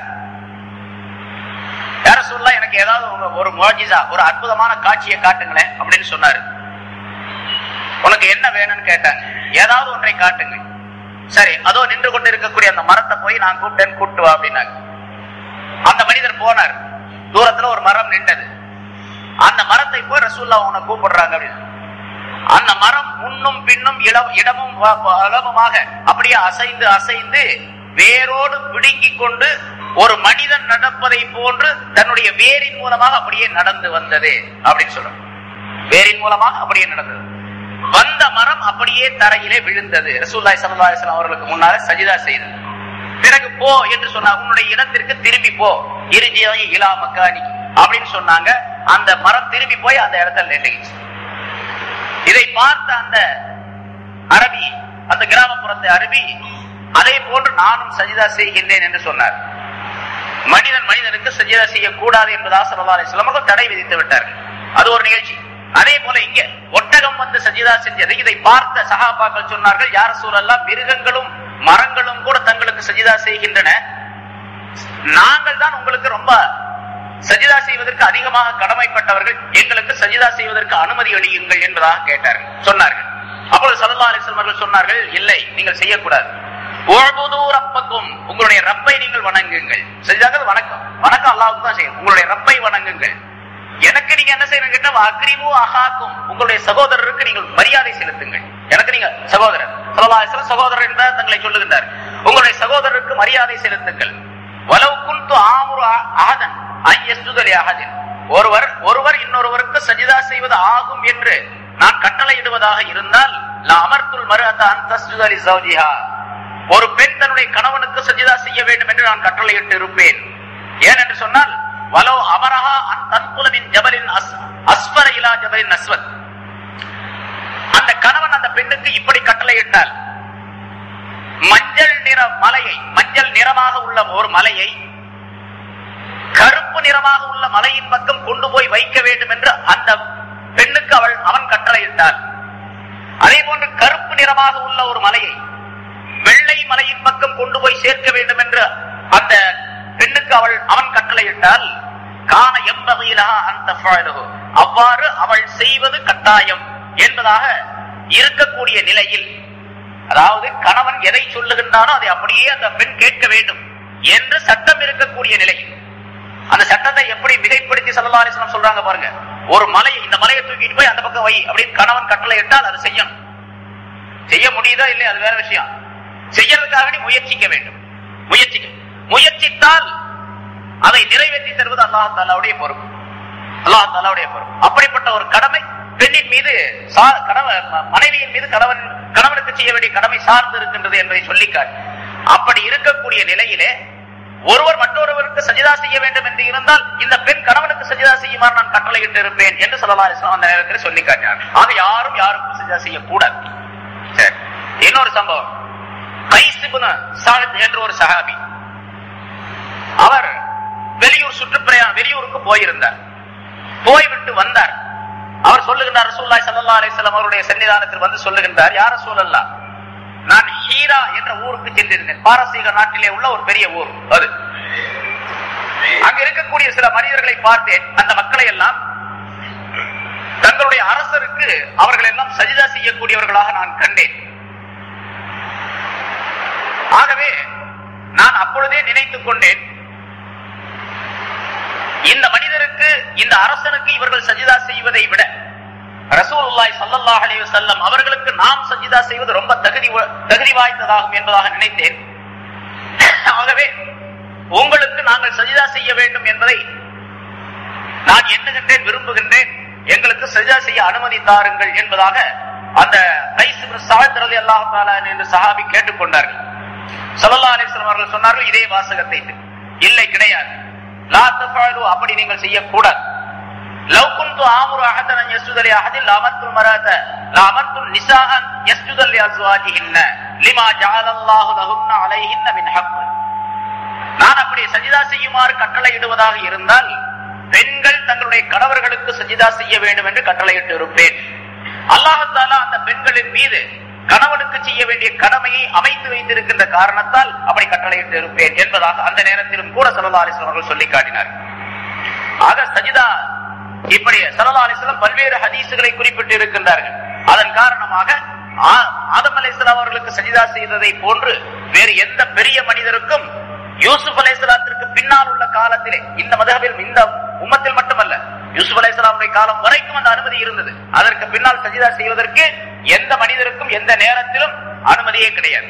இந்த ஆயத்தை வைத்துக் கொண்டு சில மனிதர்கள் ஏமாற்றக்கூடியவர்கள் இருக்கின்றார்கள். அல்லாஹ் தஆலா ஆதமுக்கு சஜிதா செய்யுமாறு சொல்லி இருக்கின்றான். ஆகவே நாங்கள் செய்யக்கூடிய சஜிதா இருக்கின்றது, அது மரியாதைக்காக வேண்டி உள்ளது, அதை செய்யலாம் என்பதாக சொல்லி சில ஷேக்மார்கள் தங்களுடைய முரீதீன்களை சஜிதா செய்ய வைக்கின்றார்கள். அது கூடாது என்பதை ஸல்லல்லாஹு அலைஹி வஸல்லம் அவர்கள் இந்த ஆயத்தின், இந்த ஹதீஸ்களின் மூலமாக அறிவிக்கின்றார்கள். எந்த நிலையிலும் எந்த மனிதருக்கும், எப்படிப்பட்ட மனிதரா, அது நபிக்கே ரசூலுல்லாஹ்வுக்கே சஜிதா செய்யக்கூடாது அப்படின்னு சொன்னா அப்புறம் எந்த ஷேக்குக்கும் சஜிதா செய்ய முடியும்? எந்த ஷேக்குக்கும் சஜிதா செய்யக்கூடாது. இங்கே ஆதம் அலைஹிஸ்ஸலாம் அவர்களுக்கு அல்லாஹ் தஆலா சஜிதா செய்யுமாறு மலக்குகளுக்கு கட்டளையிட்ட நேரத்தில் அவர்கள் அனைவரும் சஜிதா செய்தார்கள், இப்லீஸை தவிர. இப்ப சஜிதா செய்தார்கள் அப்படிங்கிற இந்த ஆயத்தினுடைய அடிப்படையில சஜிதா எப்படிப்பட்டது, எப்படி சஜிதா செய்தார்கள் என்பது பற்றியுள்ள விளக்கங்கள் எல்லாம் இங்கே கொஞ்சம் சொல்லப்பட்ட, இன்னும் நிறைய விளக்கங்கள் இருக்குது. ஓரளவு நமக்கு தேவையான இந்த விளக்கம் போதுமானது. இந்த சஜிதா செய்தார்கள் என்பது இங்கே சஜிதா செய்ததின் மூலமாக ஆதம் அலைஹிஸ்ஸலாம் அவர்களுக்கு, அதாவது இன்சான் என்ற இந்த மனித இனத்திற்கு அல்லாஹ் தஆலா மிகப்பெரிய மரியாதையை தந்து மலக்குகளுடைய சஜிதாவின் மூலமாக ஒரு அற்புதமான நிலையை மனிதனுக்கு வழங்கி இருக்கின்றான். அதை மனிதன் வீணாக்கிவிடக் கூடாது என்ற கருத்தையும் அல்லாஹ் தஆலா இங்கே தெரியப்படுத்துகின்றார். அப்படிப்பட்ட நல்ல பாக்கியத்தை, அதை உணர்ந்து செயல்படக்கூடிய தன்மை நம் அனைவருக்கும் அல்லாஹ் தஆலா தந்தருள்வாராக. வ ஆகிரு தஅவானா அல்ஹம்துலில்லாஹி ரப்பில் ஆலமீன்.